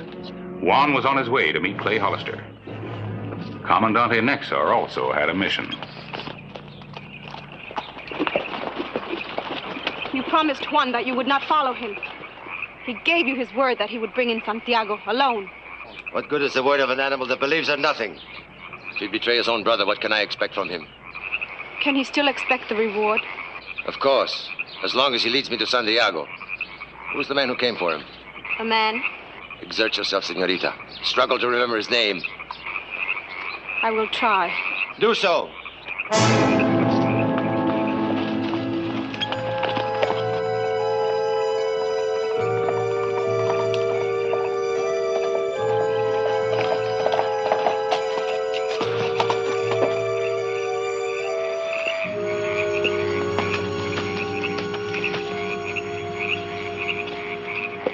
Juan, brother of Santiago? See.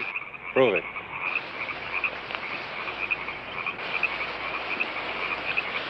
Ah, those were the days. We had a ranch, many cattle. But these revolutionary ideas of Santiago, they took everything away. We better hurry. We had everything. We were genuine caballeros, aristocrats. Everybody has to make a choice, Juan. But what kind of a choice is that? To end up dying like a wounded beast in a strange land. Aguilar doesn't trust you. I can see why.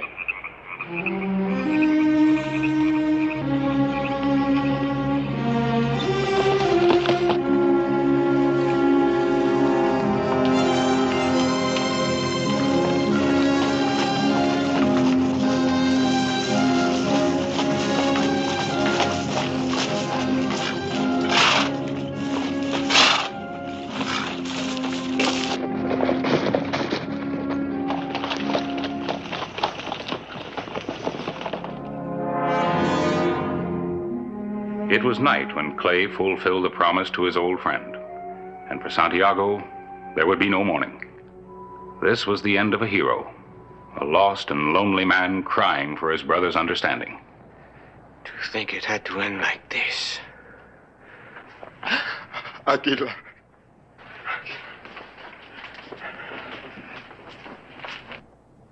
Do not leave me, Santiago. Do not leave me. Bury me in secret. And what we believe in will never leave you. Listen to me. No. You heard me, Juanito. It troubles me. The legacy I promised. No land. No cattle. Not even a thing to believe in. At least, I could have left you that.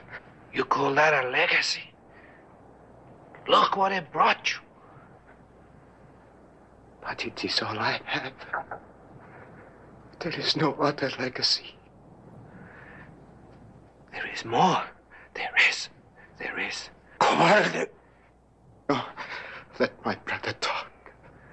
Santiago, mi hermano, try to understand the logic. There is 80,000 pesos reward on your head, dead or alive. Santiago, you are dying. Let me take in your body. Your crazy dream is over. What difference will it make? Let the reward be my legacy.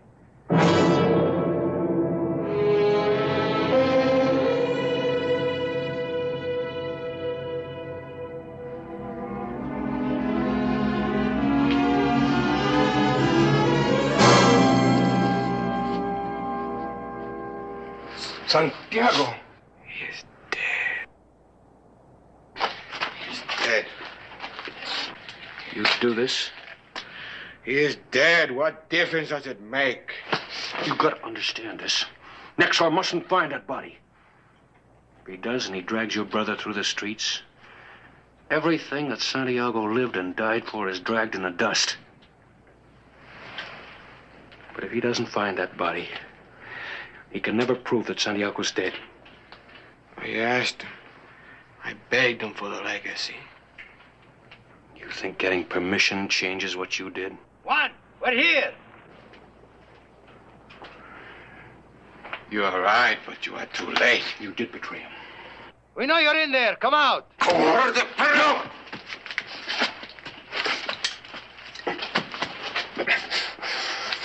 You want to die here, too? You want to take Santiago's orders? Give up. Why should you die like this for nothing, too? We still got a chance to save the body, if I can stall for time. What is the matter with you, Juan? Come. Come here.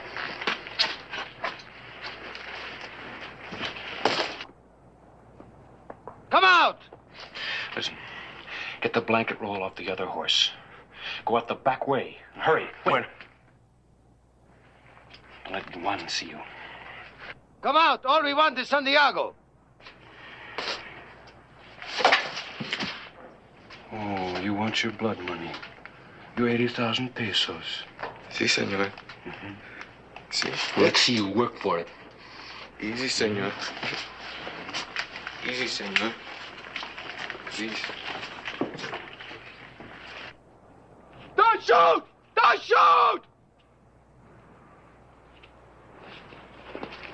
You say, Comandante, I got Santiago for you.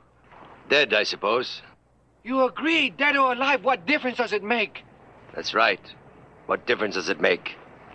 You're nothing but a traitor. Santiago was my enemy, but at least I respected him. I am a patriot, Comandante. A patriot believes in something.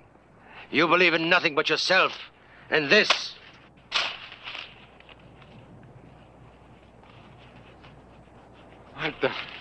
My legacy.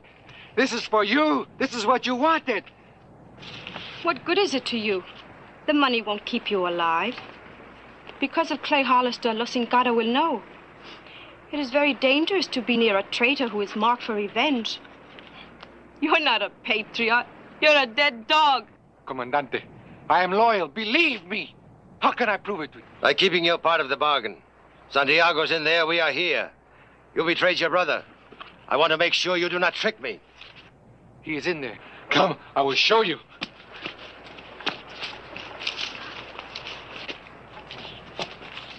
Comandante Nexor. At your services, Sheriff Hollister.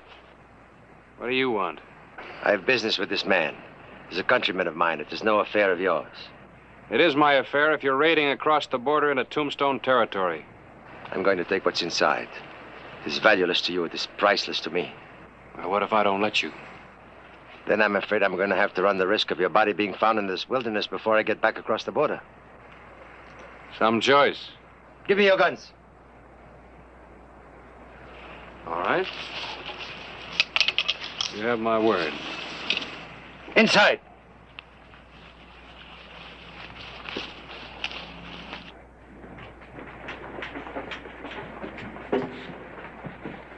You see, Comandante?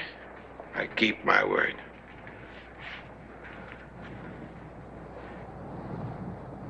You tricked me. No. Traitor, you tricked me. No! A mistake! They tricked me too!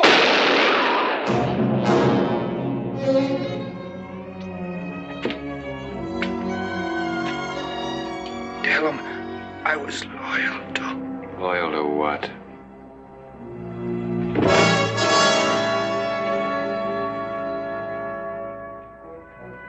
Clay Hollister had succeeded in his mission. Where Aguilar buried Santiago, nobody knows. But there's a legend you can hear in the hills that Santiago still lives, that the man who brought to his faceless ones dreams of democracy and freedom gathers forces as he roams, getting ready to attack again.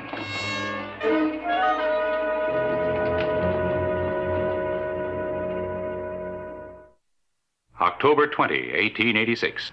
You sure took long enough coming back. What happened? You ready to give me a story? Yeah, it's a small notice, I guess. You can say Clay Hollister just returned from a slightly prolonged weekend. He spent an enjoyable time with an old classmate and friend who now makes his home in the mountains south of the border. What really happened, Clay? Did you ever read what this ring says, Harris? Let's add a line to that notice. You can Say, Hollister was pleased to see that his friend still is true to the code of courage, honor, integrity. Well, that's good enough for me. Should be good enough for everybody.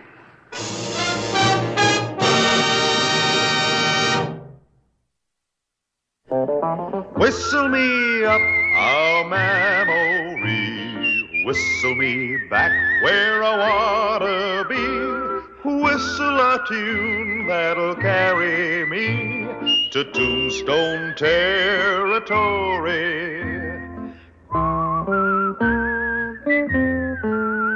If your past has run afoul of the law, it's a handy place to be, 'cause your future's just as good as your draw in Tombstone territory.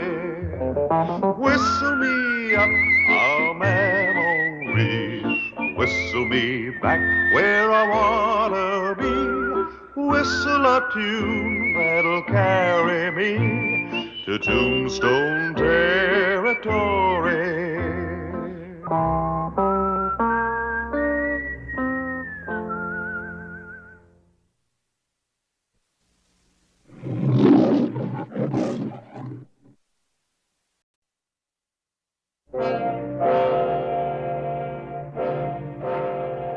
August 12, 1886. A narrow mountain pass between Fort Huachuca and Tombstone, Arizona Territory. 3 grimly determined men struggled with 2 strange objects to a high point overlooking the pass.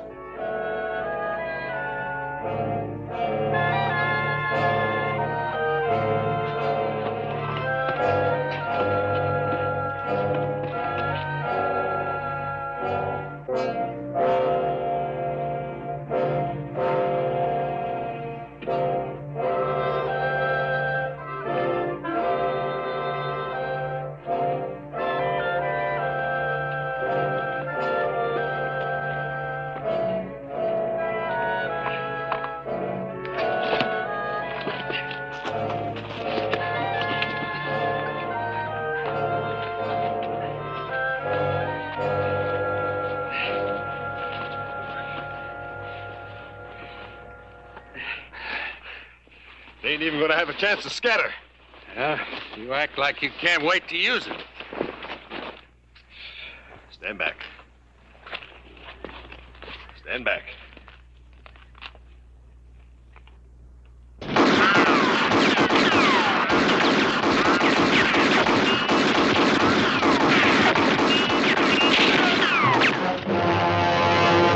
An actual account from the pages of my newspaper, the Tombstone Epitaph.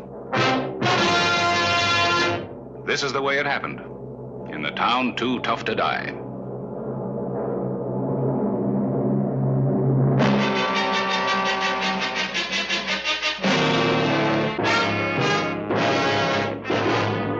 Tombstone territory. Early morning, August 12. The men carefully concealed their Gatling gun, the most vicious weapon of the times. 10 revolving barrels to spout death and destruction, capable of wiping out a whole detachment of men. All right. Cold camp, no fires, and stay under cover till I get back. When'll that be? I don't know. I'll get more cartridges for the gun and find out when the Army's going to pick up that payroll money. How sure are you that the Army will be traveling fast here? They always use that road. Yeah. I'll be back.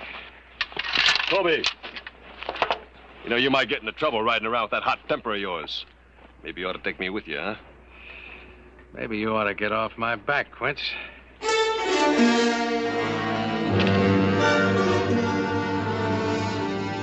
Sam Colby rode into Tombstone, intent on information concerning the Army payroll. When he saw me entering the epitaph, he decided to seek other information.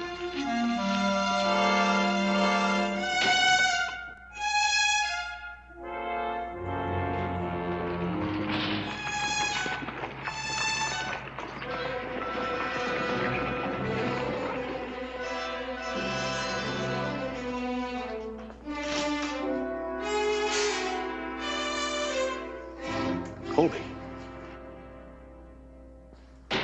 Hello, Sam. Hello, Clyburn. Been a long time, hasn't it? Yeah, a long time. You haven't changed much, Sam, being out of things for 5 years. Well, I counted them. Kansas State Prison, but I've learned my lesson. I'll never try robbing a bank again. Clyburn, what happened to Sarah Medford? Well, now, you didn't come all this way to ask me that, did you, I Sam? didn't even know you were in this town. You can't do yourself or Tombstone any good. Why don't you move on, Sam? Well, the last time you said those words to me, we were in Belle Plaine, Kansas. You were running another crummy newspaper there, and you said I was no good for the town. Or for her.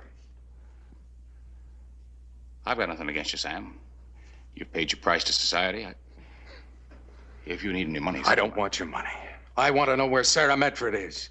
You were her friend. She'd have written to you. Forget her. You're not even sure if she's alive. I've never been sure of anything in my life, except that someday I'm going to find her. Now, where is she? I wouldn't tell you if I knew. Now, maybe you... Maybe she's in Tombstone already. Is that it? Huh? All right, what's going on? It's all right, Clay. All right. What's your name? Colby. Sam Colby. There are no charges, Clay. I'm not signing any complaint. Oh, I suppose you two were just breaking up the place for exercise. I'd consider it a favor if you wouldn't do anything about this, Clay. It's my problem. You heard what the man said. It's his problem.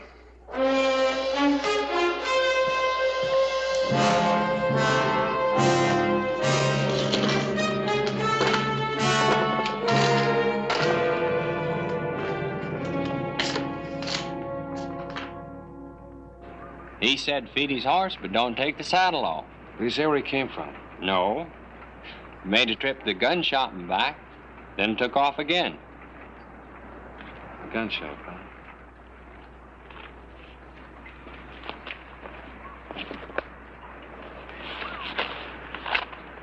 .45-70.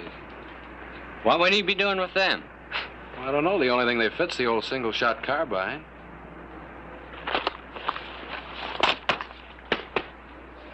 Must have 300 rounds. Taking a long time to shoot those up one at a time. You got enough deputies lined up. Stop any trouble. Stop worrying. I'll stop worrying when the Army picks up that shipment of theirs. Yeah. $50,000. You just keep that badge of yours under your vest. I don't want anybody to know this town's planted.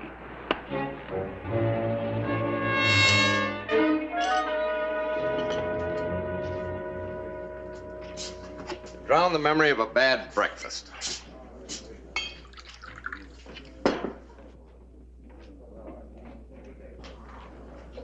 Who'd you say you were looking for, a man or woman? Woman. I figure she may be in this town working as a seamstress. What's her name? Medford. Sarah Medford. She's real pretty. Dark black hair and beautiful brown eyes. When she talks, it's kind of like music. They all sound like music, mister. A seamstress with black hair. Yeah. I know one. Yeah? Seems she is called Sarah. Well, where is she? You came a long way for nothing, maybe. This one's about to be married. Yeah, picked herself an army fella down at the fort. Where's she live? I think it's a greenhouse at the end of First Street. Yeah, thanks. But I can't just leave. What would Paul think? Where would I go? There's a night coach leaving for Bisbee. Paul isn't due back here for 3 days. You told me yourself he's on special duty at the fort all this week.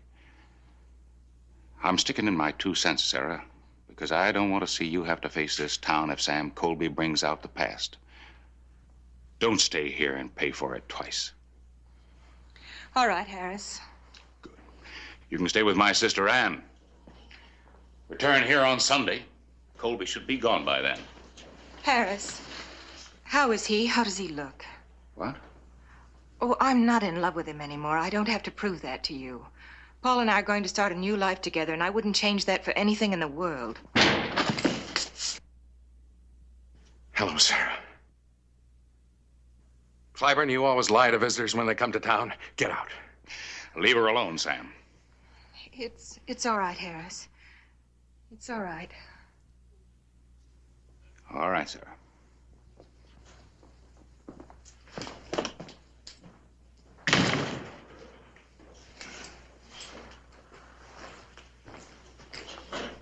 Well, you better have a drink on this. After 5 years, looks like I got here just in time. Our time ran out a long time ago, Sam. I heard you were about to get married. Well, that's no problem. No man ever gets anything without taking it from another. That's what you thought when you asked me to marry you.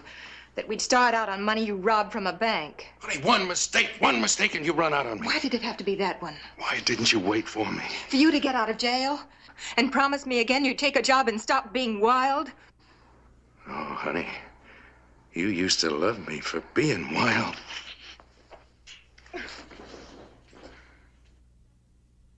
So we'll move on. And you'll start over once more. We'll find a new life somewhere further out west. Is that it? We'll make it this time. They'll just leave us alone. Talk about luck. You come into town for one thing and you find another. If you didn't know I was here, what are you doing in Tombstone? For one fancy big payroll, that's all I need. And from then on, it's a straight and narrow for you and me. Well, think of it, $50,000. That'll buy you a lot of pearl button shoes from St. Louis. That'll give you a big red dress with 1,000,000 yards of lace on it. Another robbery? Is that what you're offering me, Sam? Face it, you're no good. You're no good.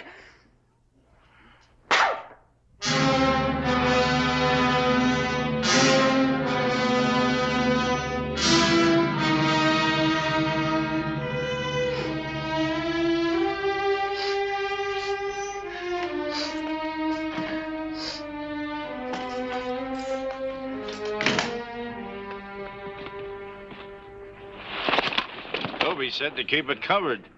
Why don't you stop telling me what Colby said?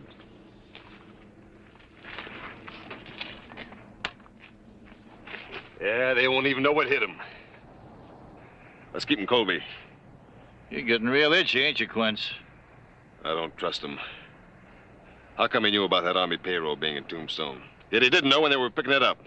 Well, how much information do you want him to have? It was lucky that when he broke into that stage office last week that he saw the manifest. If he hadn't, he wouldn't even have known that they were shipping the money. Where are you going? Going into Tombstone, get myself a drink. He ain't gonna like it. I hope he tries to tell me that.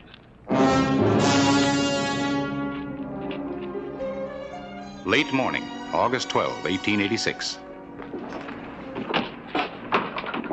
Hello, Harris. Well, it seems to be going smoothly enough. You worry too much about these payroll transfers. Maybe. What do you know about Colby over there? Well, what do you mean? What do I know?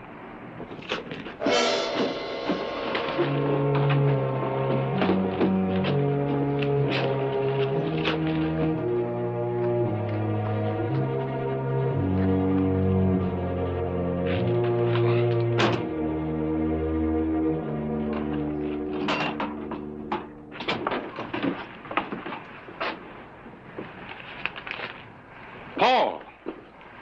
Harris! It's all yours, Lieutenant. Thank you, Clay. My pleasure. I'll just bill the Army for my 3 extra deputies. Fair enough. Prepare to mount. So you're the one who drew the assignment this time. Didn't expect you in for another 3 days. This is official business and a quick trip. Tell Sarah I'll see her Sunday, huh? Be glad to.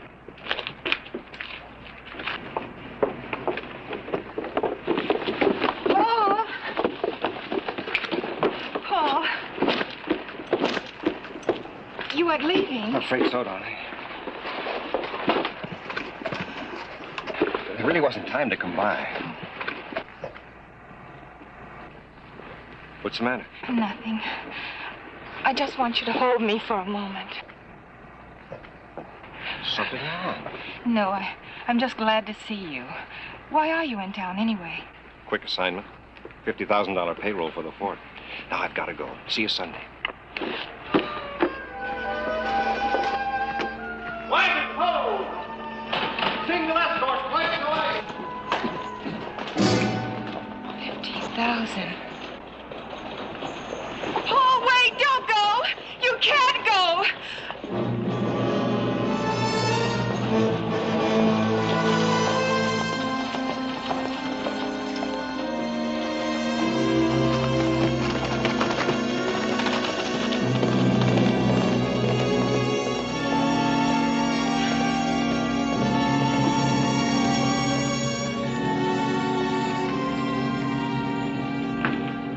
All right, Harris. What do you know about Kobe? Well, I knew him and Sarah back in Belle Plaine, Kansas. Yeah? Everybody thought they'd be married. Then Colby robbed a bank. Some thought she harbored him. He got caught and sent to prison. Anyway, she got a bad name. Well, for a newspaper man, you're kind of close with your information. Well, then when I came to Tombstone, she followed me. Her folks were dead. She had no other family. Guess I was her only friend. Then she met Paul Crane. Well, why all the secrecy? Whatever mistakes she made back in Belle Plaine lie buried. That's why I didn't want anything to come out in the open here. I don't know. Sam. I'll go away with you, Sam. I'll go away with you tonight. There's only one thing I'm asking. Don't rob that payroll. You mean you want me even without money?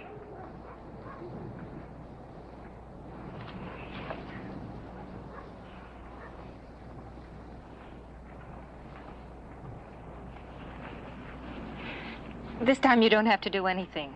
No robberies.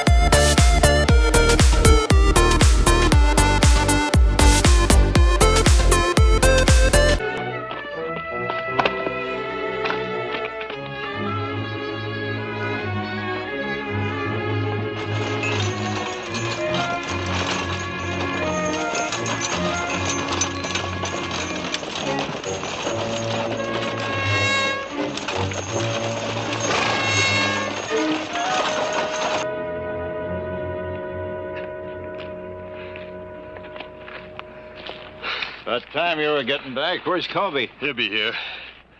If you don't, all the better.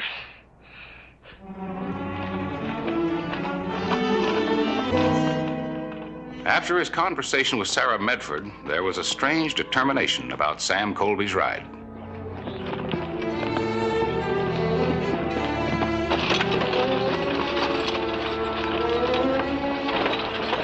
Detail, halt! Deliberation marked each mile of Lieutenant Crane's journey. Scouts were sent in ahead through every ravine as a precaution.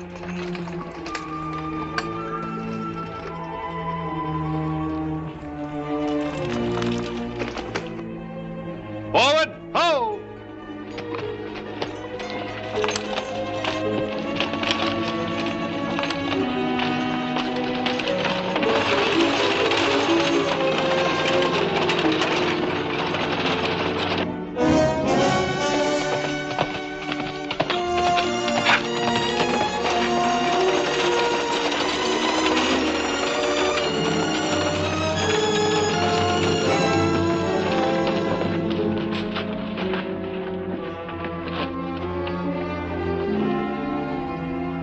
How far off are they? Oh, about a half a mile, maybe. Come on, let's get those clips.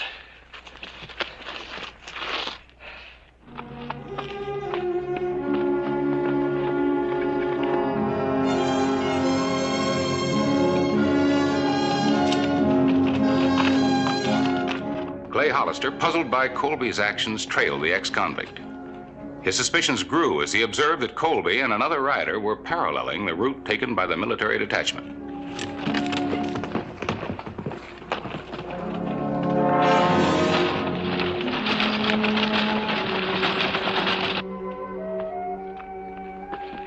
All right, where are the cartridges, Colby? The deal's off. What? The Army's not taking the money through this way. They took it to Fort Huachuca by stage. You can topple that thing into the canyon for all the good it's gonna do us. Sorry, boys. Looks like we just run out of luck. Maybe we'll get together on something sometime, huh?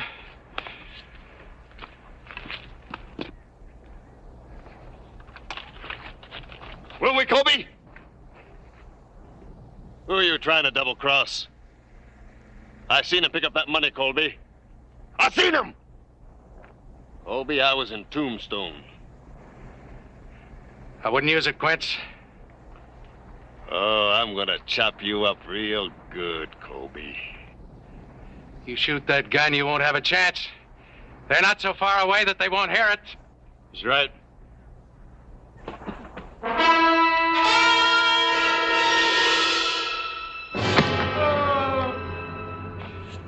Let him go, let him go. He won't get 100 yards. Here, let's get this gun around.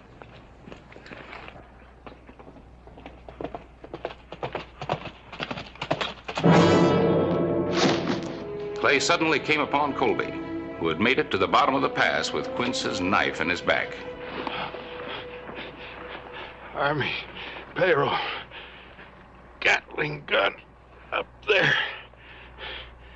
Tell Sarah I did.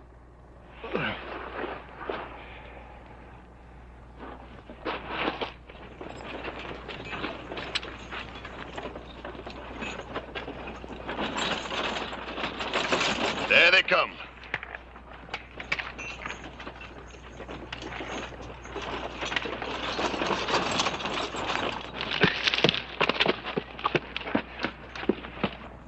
Another 50 yards.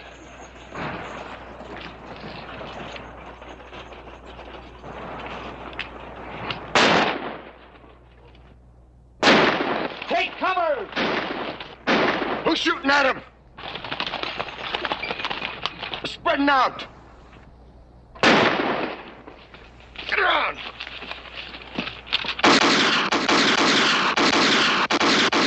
Somebody got money? Somebody we're after.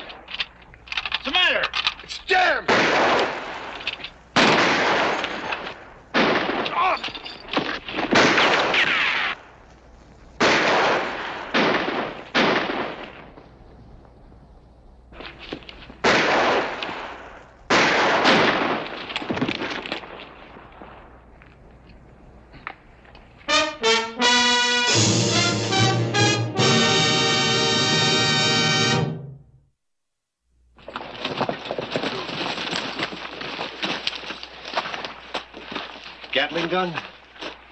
Army will be glad to get it back. Phil, Jenkins, bring that gun down here. Never would have made it if you hadn't fired those warning shots. First time I ever drew down on the U.S. Army. Gun shoots a little high. How'd you know about that? I didn't know about it. I followed a hunch. And a man. It's a good thing you did. I'll check with you Sunday. I'm coming in to see Sarah. She'll be glad to see you.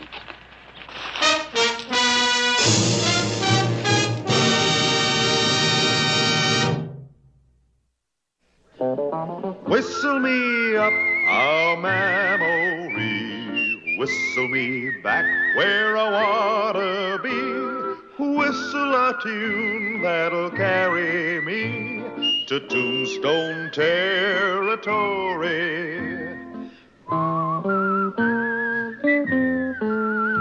If your past has run afoul of the law, it's a handy place to be, 'cause your future's just as good as your draw in Tombstone territory.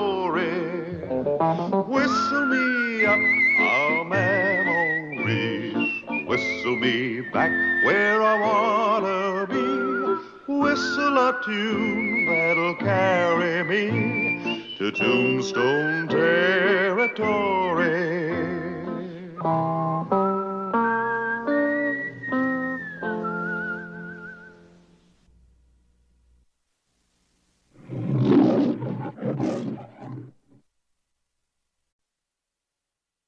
Tombstone, Arizona Territory. The night of July 16, 1885. Now I'm going to show you how I used to keep order in Deadwood. You wouldn't shoot an unarmed man, would you? No. But I'm still going to stop you.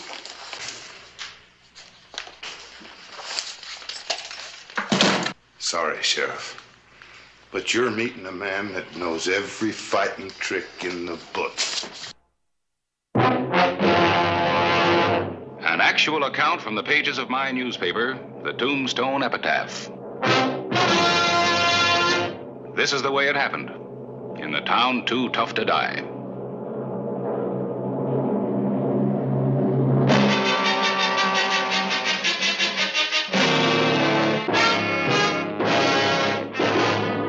Tombstone Territory.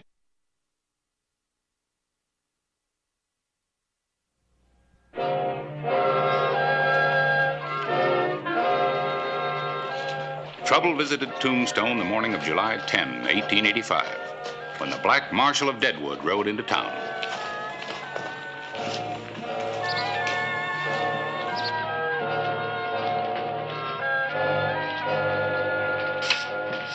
Harris? Come here. You know who that is?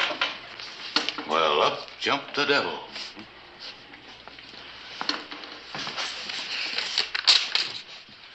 Looks like his arrival's going to make the front page. It sure will. Whose arrival? What's more important is what's he doing here, and who's he after? Who do you suppose he is after, Clay? Well, looks like he's after you. He's headed this way. Gosh, Mr. Clyburn, who is he? The Black Marshal of Deadwood arrives in Tombstone. Daggett, reputedly one of the toughest and most brutal marshals in the Western Territory. That might be libel, mightn't it? Not if it's the truth. A man ought to be careful what he prints. A man ought to be careful what he does. You've made my paper before, Daggett. The Postel brothers. They was robbing a bank. Well, they must have been mighty hard to capture. You shot all three of them. Who are you hunting? No badge. No hunting. And no news. There's been no news ever since you left Deadwood almost a year ago. I've been moving around. Looking for something. All right. I'm gonna live here. Settle down. That is, if you got no objections. I got no objections if you settle down. You printing your paper about me coming here. You're just asking for trouble. Sure, I handled a lot of wild ones in my time. I treat them rough. I hate them all. But if you advertise about me being here, some of the survivors are liable to come here to try and get me. In which case, I'd just mess up your whole town, sweeping up the streets with You don't much sound like a man about to settle down. Just because I'm going to settle down don't mean I'm a sitting duck. What does it mean, Daggett? Sheriff, you're looking at a rancher. I just bought me a little spread. Cattle?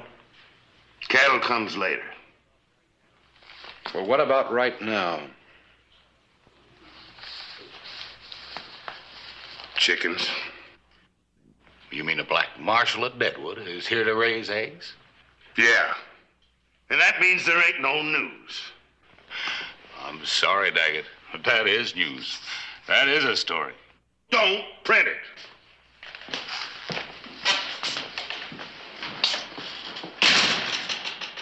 You believe his story?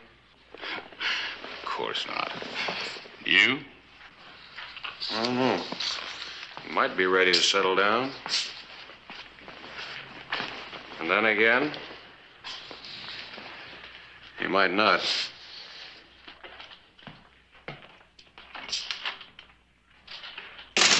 Was that really the Black Marshal? Floor all swept, Ben? No, sir. Well, is it true that he lost count and quit notching his gun? You're still not very interested in becoming a journalist, are you? Well, none of it means sweeping the floor all the time, Mr. Clyburn. Sweeping's for ladies. Something else is bothering you, Ben. What is it? Vacation's over soon. I have to go back to school. Well, don't you like school? Yeah, I like it all right. But after school, I sweep up for the teacher, too. I guess I'll have to be a sweeper. July 14, 1885. When a bundle of the epitaphs was tossed off at Silver City, one reader showed an unusual interest in the article about the Black Marshal.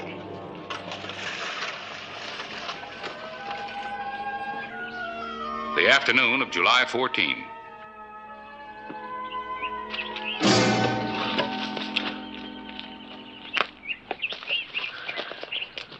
You shouldn't come up quiet like that. My man's blindside. Well, this will help the fire. Grass and leaves are damp.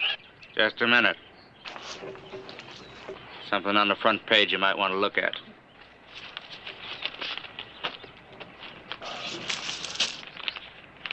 So he's in Tombstone. Where you going? Where do you think I'm going? I can still see to shoot the man that left me this way. Yeah, I had all the stuff sent up at his place on Cottonwood Creek. Here's Billy. Clay Hollister learned that Daggett had purchased an unusual amount of ammunition for a man who claimed he was becoming a rancher. He rode out to investigate Daggett's true intentions.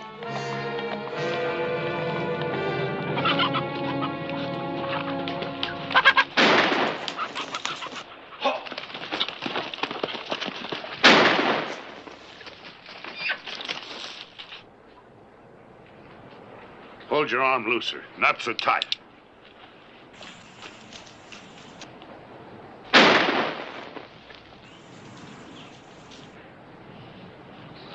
It wasn't your fault you missed that shot.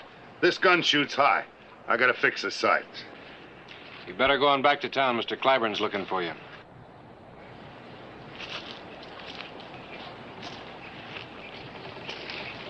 There ain't no law in teaching a kid how to handle a gun, is there? There might be, unless you got a good reason. Well, I got a reason. The hawks is bothering my chickens. I'm gonna pay that boy a bounty. 5 cents for every hawk and 2 cents for every rat. First, I gotta teach him how to shoot a gun. You don't believe that, do you?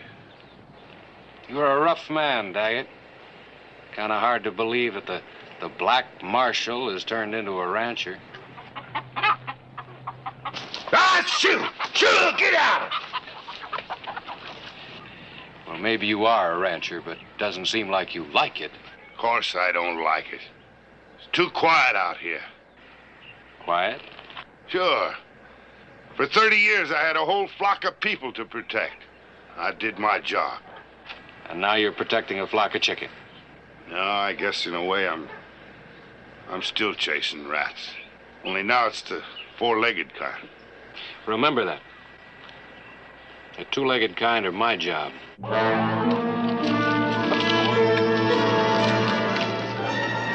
Noon of July 15.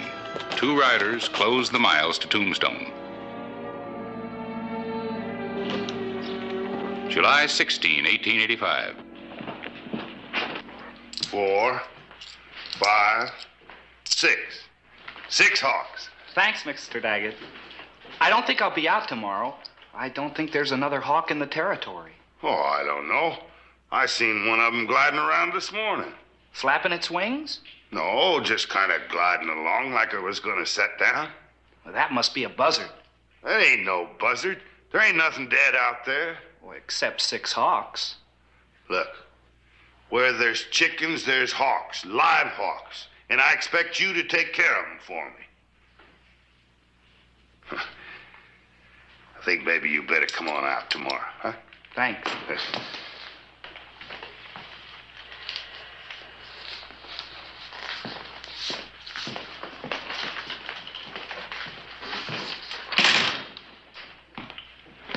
Hello, Harris. Well, Clay, look at this. Order from Daggett for an ad to be run weekly till further notice. What's it about? Eggs for sale. Just gives the location of the ranch, no name. No, there's something funny here. Hmm? Can't hardly read his writing. I've got an order from him on my desk signed while he was still marshal. It wasn't copperplate, but at least it was legible. You think maybe he's not Daggett? Oh, no, he's Daggett, all right. Maybe he's just not the same Daggett he once was.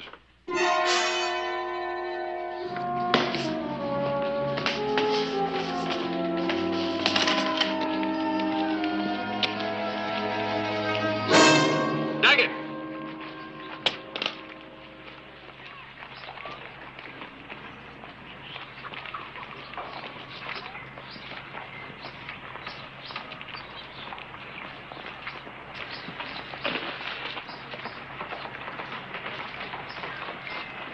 Where did they get you? In the wrist. It didn't heal? Broke all the cords. That's why you have Jackie to shoot the hawks. Well, I'm too old to learn with my left hand. Why do you keep carrying the gun? Well, they find out I'm crippled, I'm dead. I guess you're right. You made a lot of enemies. I was born with enemies. Never done nothing about it. Never could and won't now. Why didn't you settle down in some eastern city? Someplace you'd be safe. Oh, that's kind of hard to answer. Well, go ahead and try. Well, you take a sea captain. He's going to retire. Where do you think he'd settle down? In Dodge City or maybe in Nantucket? Just can't keep away from the action, huh? I figured if I couldn't be part of it, at least I could see it unfold. So here I am in Tombstone. Well, you can't see much from Boot Hill. I figured this was the best place for protection. People tell me Sheriff Hollister does a pretty good job. With you in town, he'll have to do a better one. Well, I better get going.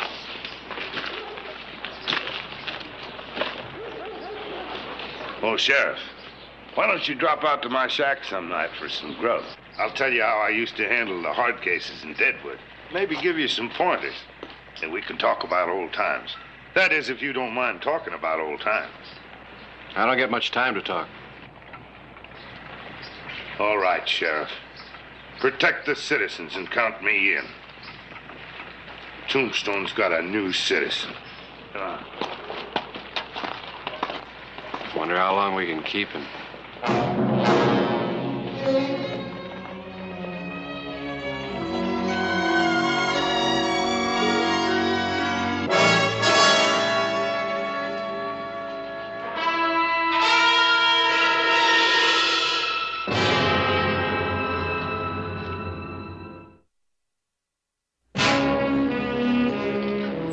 July 16, 1885.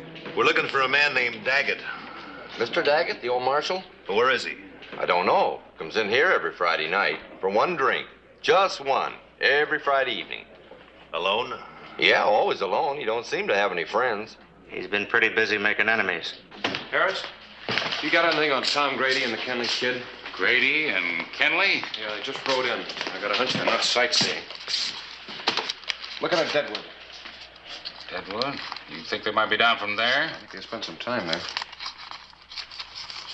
Well, your hunch is right. Grady and Kenley, arrested 2 years ago in Deadwood. I guess we know why they're in town.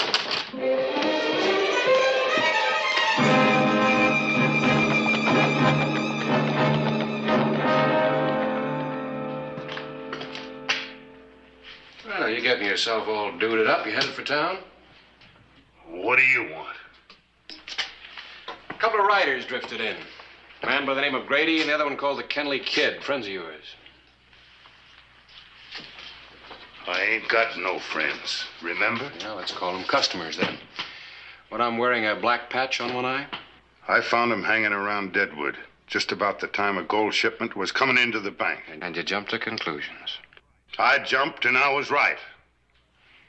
Kenley tried to resist and I had to manhandle him.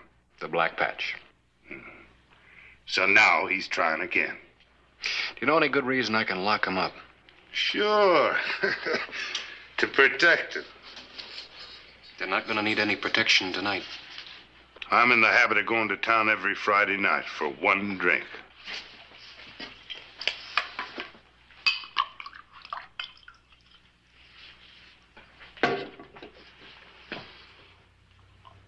Now you've had your Friday drink, stay here. And tend the chickens? Mm-hmm. You think the two outlaws are going to make me hide? Nope. But I sure hope I can. Well, you ain't going to dictate to me. How about telling me what's inside you, Daggett?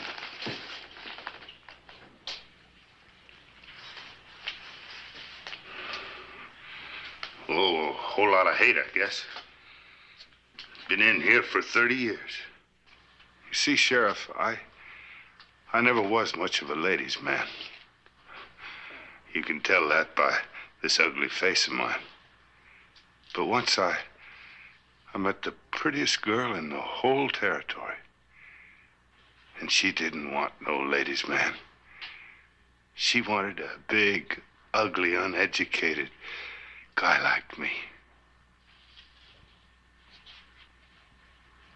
An outlaw killed her the day before we was to get married. That's hate. Well, sure, go ahead and hate him all you want. But even if that wrist had healed, you still couldn't do anything about it. This is my territory, remember? If you're going to live here, you better live peaceably. Time for you to relax. And don't go out tonight.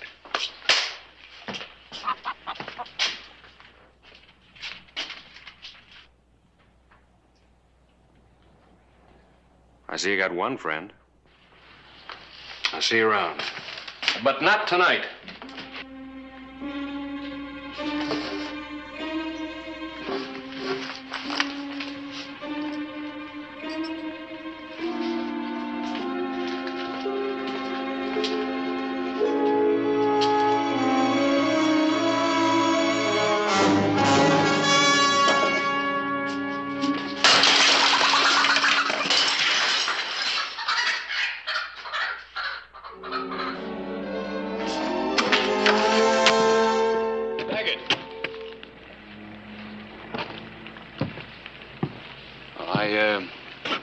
I thought you'd already had your Friday drink.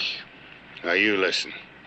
I ain't interested in no drink, and I wasn't interested in staying home. I'm too old a dog to learn new tricks, like hiding from a couple of punk gunslingers. I handled them for 30 years, and I ain't about to hide from them now. Now, you get out of my way. It's time you stopped pushing people around. All right, mister, it's Friday night. When does he show? Oh, about now. But it's my job to keep order in Tombstone. Don't you tell me about order. I got my own methods for that. Well, I got my methods, too, and you're now under protective arrest. I'm going to lock you up for the night. All right. Inside.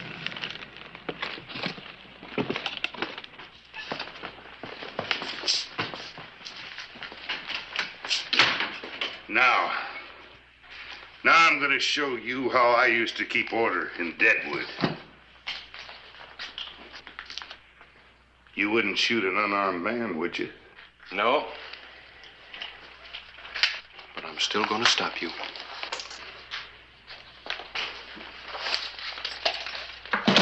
Sorry, Sheriff. But you're meeting a man that knows every fighting trick in the book.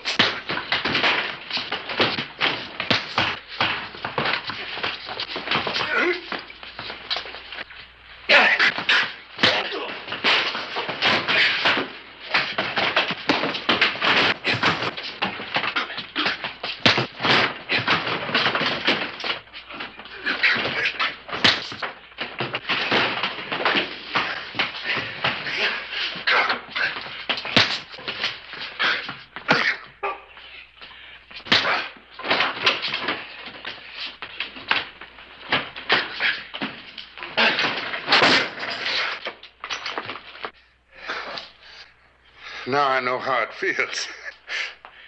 Yeah. It's a rough business we're in. I know how it feels, too.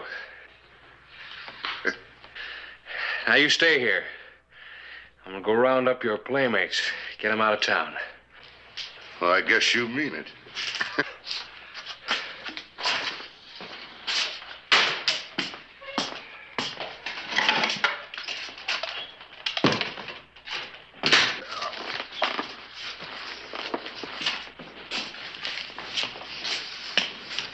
I see by your paper there's a man named Daggett settled here in Tombstone. Well? We want to buy a dozen eggs. Maybe you can tell us where Mr. Daggett's place is. Excuse me just a minute, gentlemen. Ben, I think the place needs sweeping out. Good and clean. Do you know where the broom is? I'll find it, Mr. Clyburn. Now, I believe you said Daggett. Daggett. You want us to spell it for you? No. 2 T's. D-A-G-E-T-T. Where's Daggett? Where is he? Sheriff Hollister. Oh, Mr. Daggett, we've got to find the sheriff quick. Mr. Clyburn's in trouble. What kind of trouble? Well, some men were asking for you, and Mr. Clyburn wouldn't tell them where you lived. Well, Mr. Daggett, you used to be a marshal. See what you can do, and I'll find the sheriff. You stay here, boy.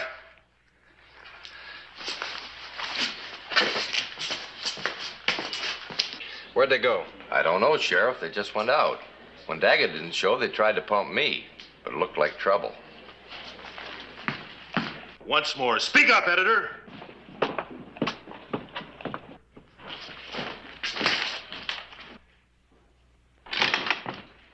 All right, that'll be... Hey, there's 2 of them.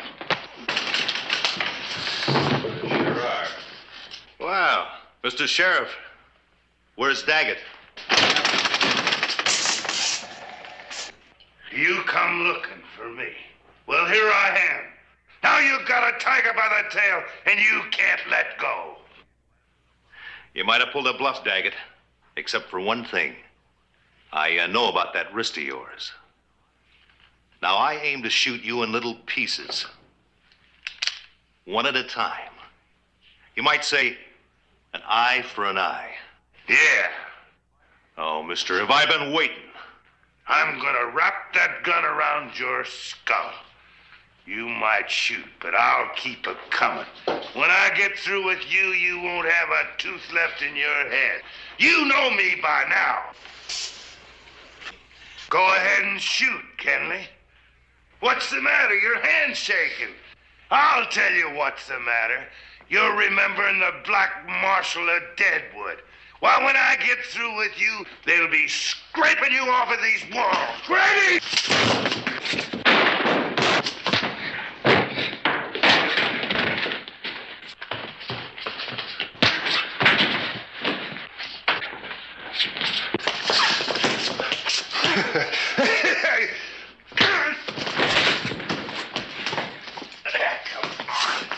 Come on. I think he's out. Him too. Hey, you know, Sheriff, With a little excitement like this every Friday, I wouldn't mind staying out on the ranch. Come on, Marshal, let's lock him up. Yeah, sure. The sheriff of Tombstone and the black marshal of Deadwood had proved to be an efficient team of lawmen. I sent for the doc. Here. Keep it. No more bluffing? No more bluffing, no more interfering. Guess I've really retired. You know, Sheriff, Tombstone's your territory. You sure you wouldn't like to be one of my deputies? Well, who'd mind the chicken? Oh, see you tomorrow, huh, boy? Sure. Well, I thought you were going to sweep out for me tomorrow. Oh, I'll find time to clean up too, Mr. Clyburn. And what about school? Well, that'll be a little tough to fit in. Oh, but you'll do it, boy. You'll do it. Yes, sir.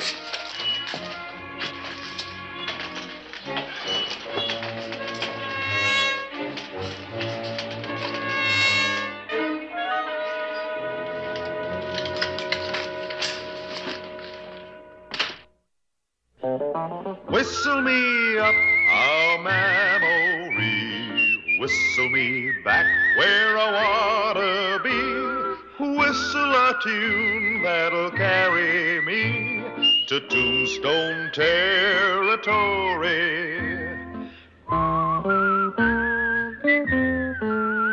If your past has run afoul of the law, it's a handy place to be, 'cause your future's just as good as your draw in Tombstone territory.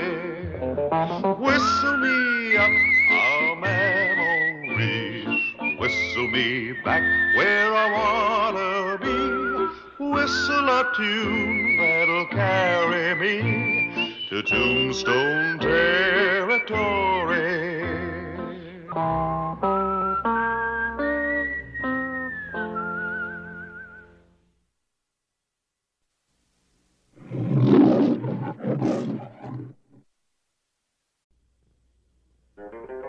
The Linda Mujer Cantina in Agua Prieta, a border town south of Tombstone, Arizona Territory, June 9, 1888. Come here, honey. I want to talk to you. Honey, talk to old friend Milo. Where you going?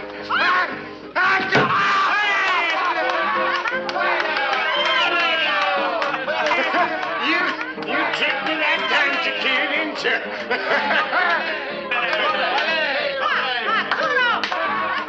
Okay, Chiquita. Here I come. All right, Wade. Game's over.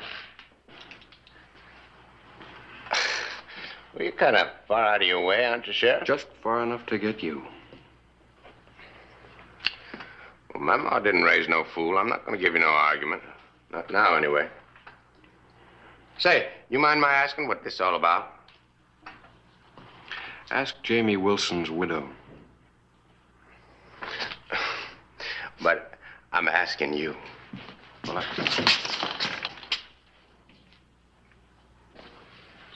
Hey, you're kind of jumpy there, Hollister. Now, you know that I always travel alone. I like it that way. Well, that's good, because that's the way you'll hang.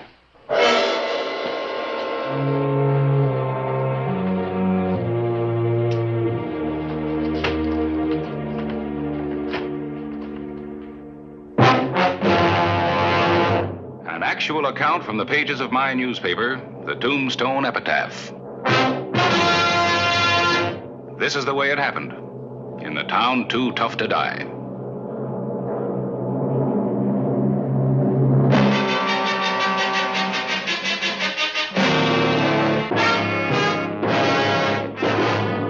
Tombstone Territory.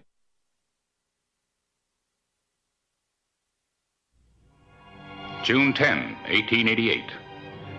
The shortest route back to Tombstone was skirting the Chiricahuas. Small bands of renegade Apaches were suspected of being holed up in the area. Say, what do you say we have a little water?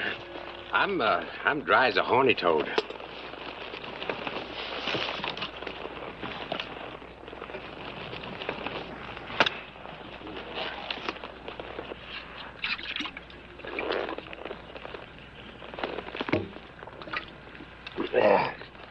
Thank you.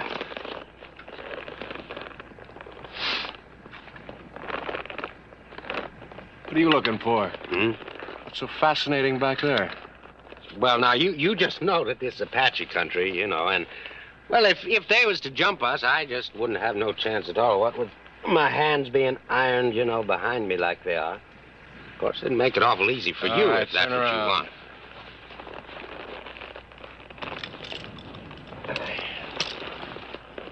Much obliged.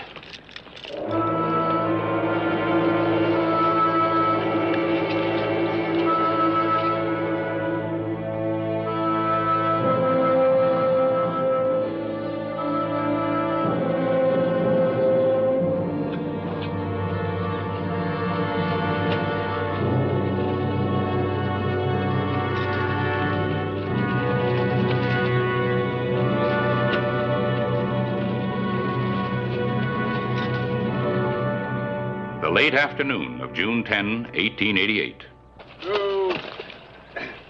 Get off. We'll bed down here. About time. Just get away from the horse. You don't take any chances, do you? Would you?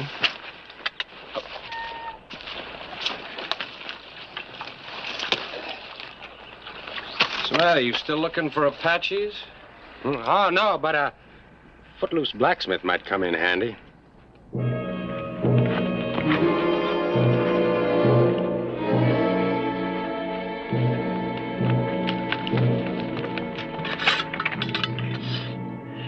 Alistair, you're a pretty good cook. One of these days you're going to make some gal a good wife. See how good you are at cleaning the dishes.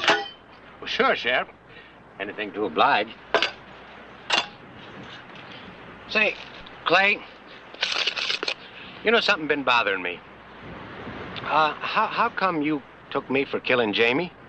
Well, to start with, you're riding his horse. That horse? Oh, no, I bought that horse. I got a bill of sale for him, everything. I lost it, though. But still, it doesn't seem to me like you got much to go on now, does it?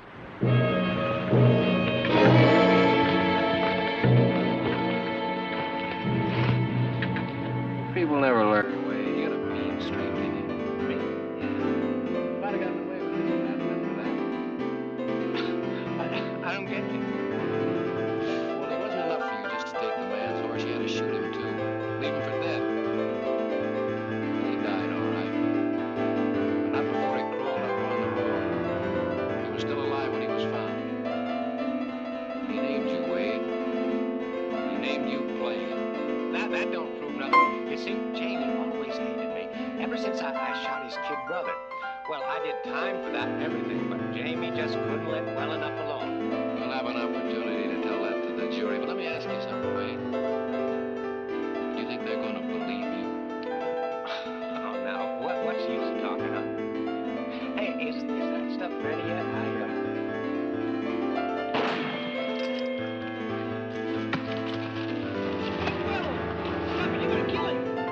Good boy, Seth.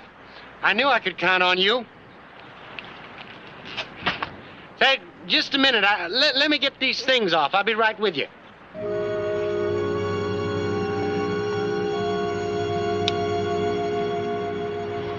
You know, I got no hard feelings for you, Clay. It's just that a man's got to look out for himself first. Isn't that right? You know, I never did like this kind of gun. And the barrel's too long for fast work, you know. I guess it's all right for some things, though, huh?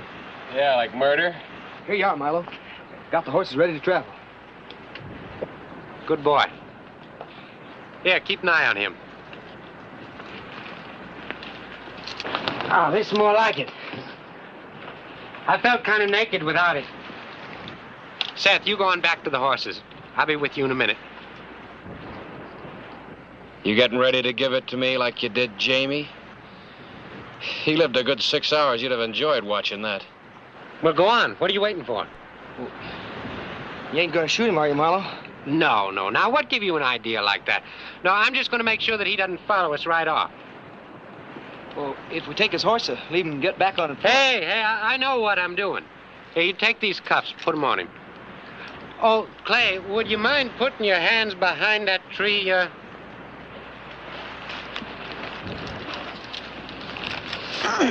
They too tight? They're all right. Go on, get down the horses. You know, come noon tomorrow, you're going to wish that I had put a bullet through you. That sun's going to cook you good.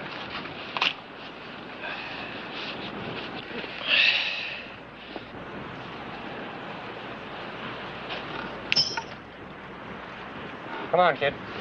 You got a mind like an Apache involving your brother in murder. Nah.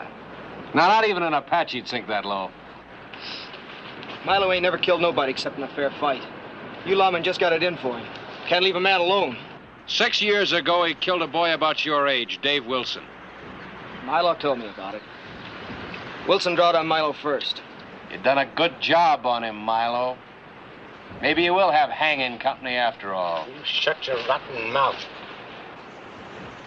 And nobody's got nothing on the kid. Nobody's going to hang. Come on, Seth.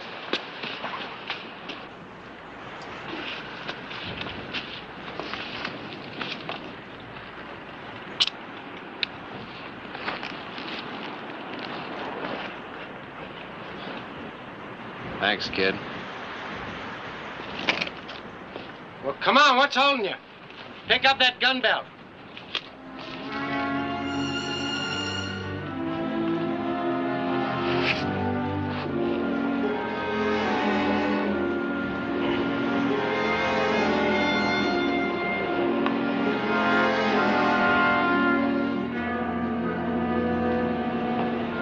A hot desert wind greeted the morning of June 11.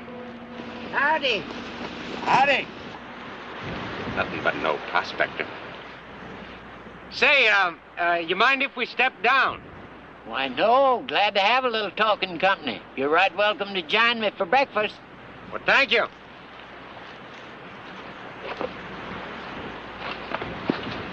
You loosen the cinches on the horses. I'll do the talking.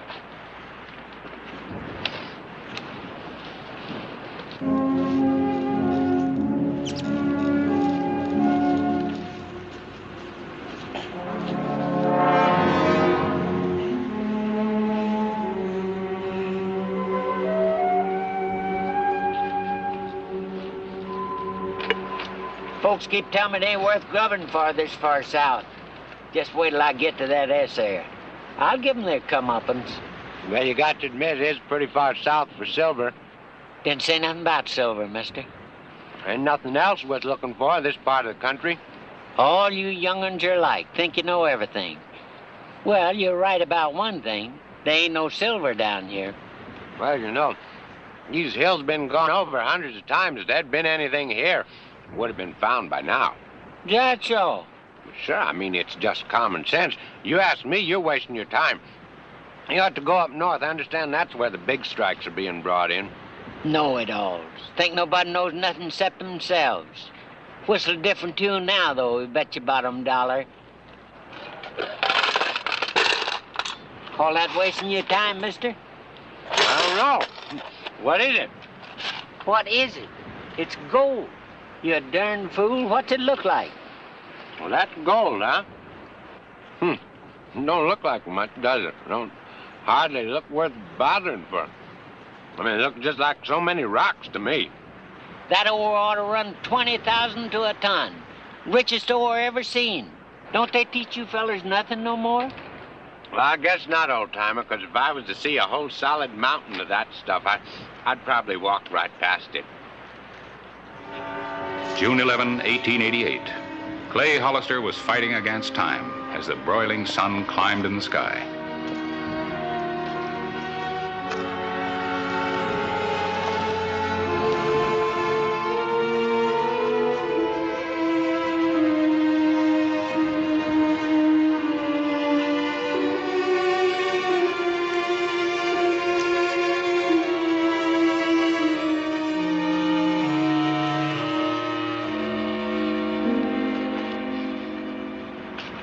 Thought it struck it rich lots of times, but something always seemed to go wrong. But not this time. Old Deed hit it for sure this time. Made sure wouldn't nothing go wrong. That's good. Nothing like being careful, is there? Hey, Seth, Listen, you better go get the horses ready. We got some miles to cover. You hear what I said?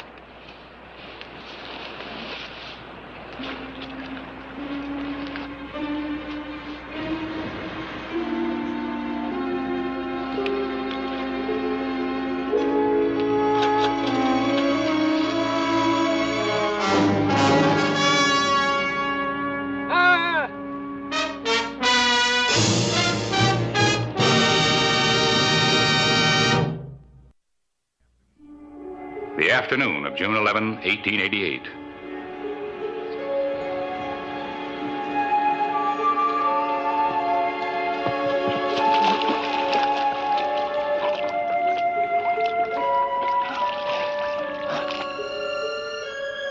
Late that afternoon, Clay Hollister stumbled upon signs of life and death.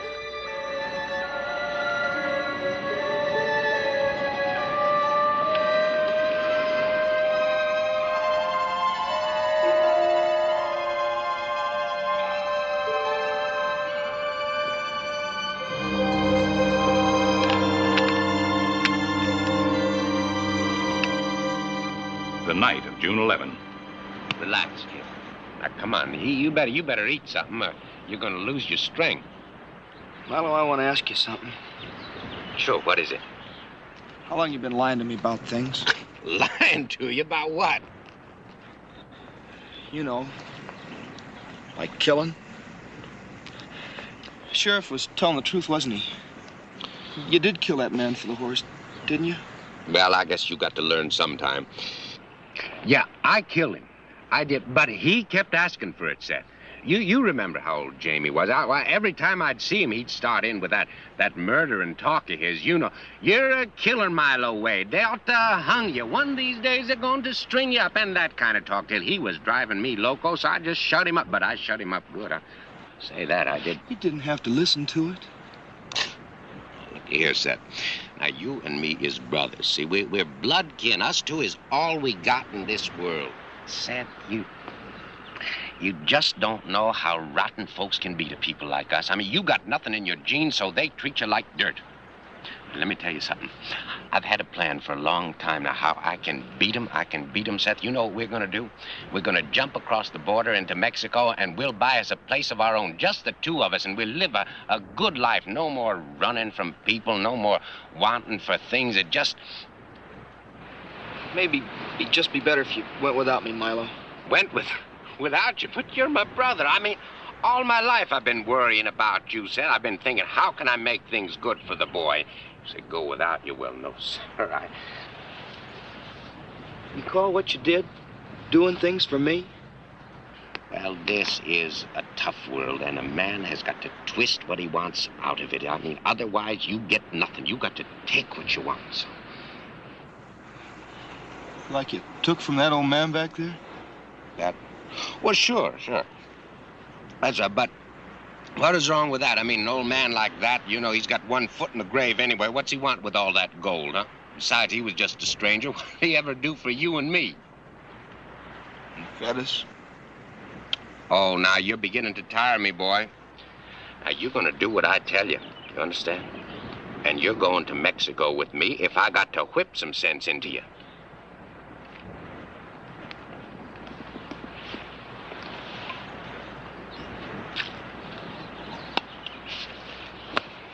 Come on, let's get some sleep, huh?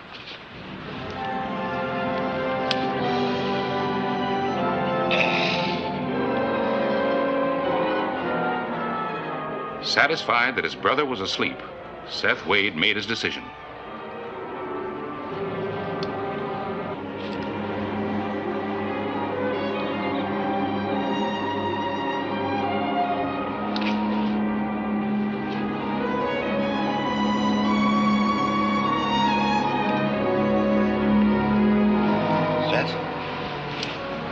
Seth, where are you?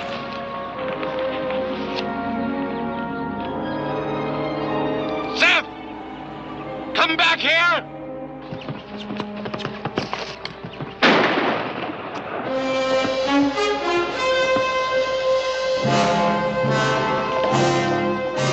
Seth? would I do? Seth!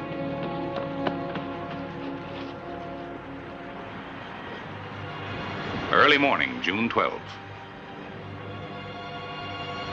Seth Wade had regained consciousness. His brother's bullet had passed clear through his body.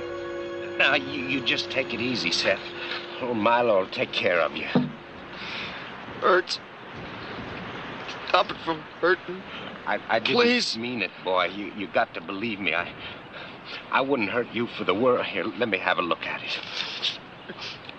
But I couldn't let you go, Seth. You're all I got. Oh, it hurts. Please, let me die. No, you're not going to die. I'll get help, Seth. But you're not going to die. I promise you. Only those horses hadn't us spooked. I'll go for some help.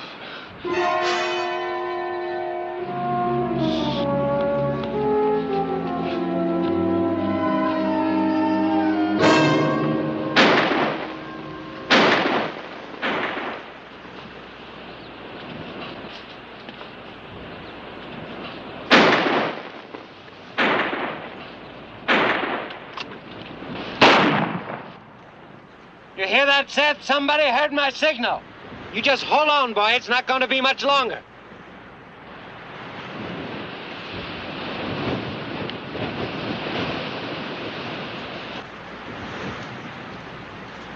All right, Hollister, that's far enough. Now drop that rifle. Get off of that burro. Come on up here. I can talk to you. Come on. I don't know how you got loose, but right now I'm glad you did. Now that's far enough.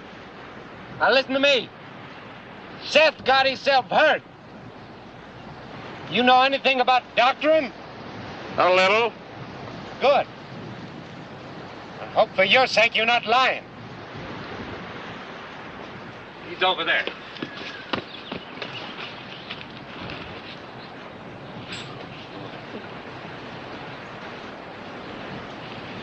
How'd it happen? What difference does it make? Just do something, will you? There's nothing I can do. He needs a doctor. Listen, don't lie to me. I swear I'll kill you where you stand. Look, I'd help the kid if I could. You know that. Well, will you help me get him on that burro? Then I'll take him You'll into kill town. him if you do that. Did you do it? Oh, it was kind of an accident. All right. There's a doctor in McNeil, 15 miles from here. There is? Well, maybe I could make it. If you do, the first man that sees you'll put a bullet in you. You've been posted in every town for 50 miles. Maybe so, but I got to take that chance. Real fond of him, aren't you? Well, that's a fool question, of Well, you course. got just one chance to save him. I'll ride for help, but there's a condition. What's that? Give me your gun and wait here till I get back. What are you, out of your mind? Clay.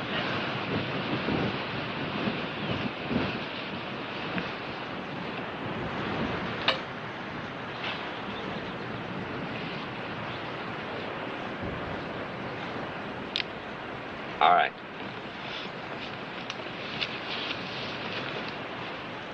Ride.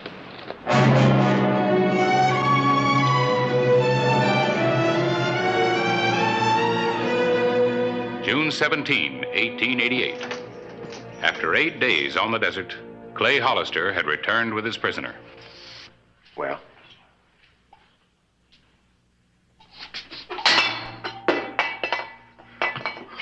Come on, talk to me. How is he? Well, is he going to live? Yeah, but he'll never walk again. Your bullet chipped his spine. It did? Milo Wade began to realize that a slug from his gun had paralyzed his brother for life.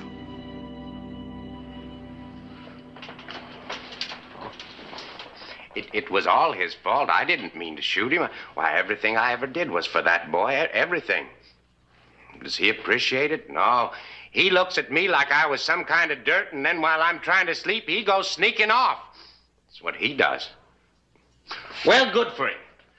Maybe now he'll learn to appreciate what I was trying to do.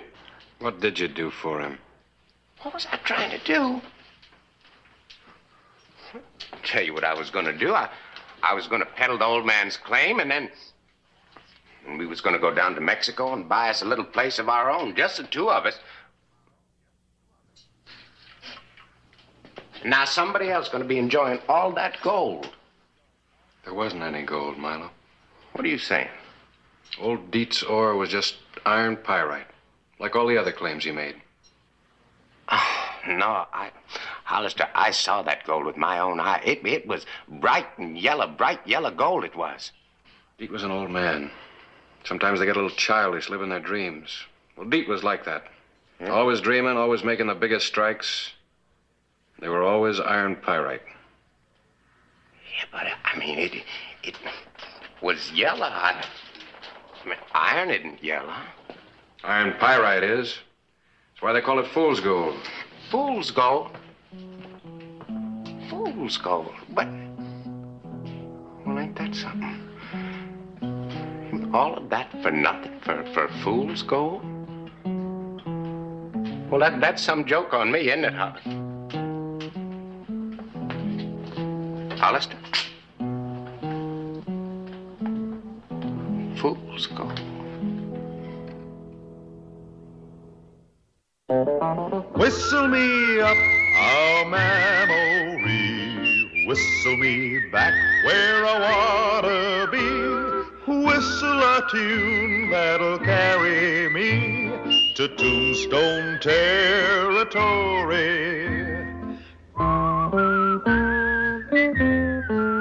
If your past has run afoul of the law, it's a handy place to be, 'cause your future's just as good as your draw in Tombstone territory.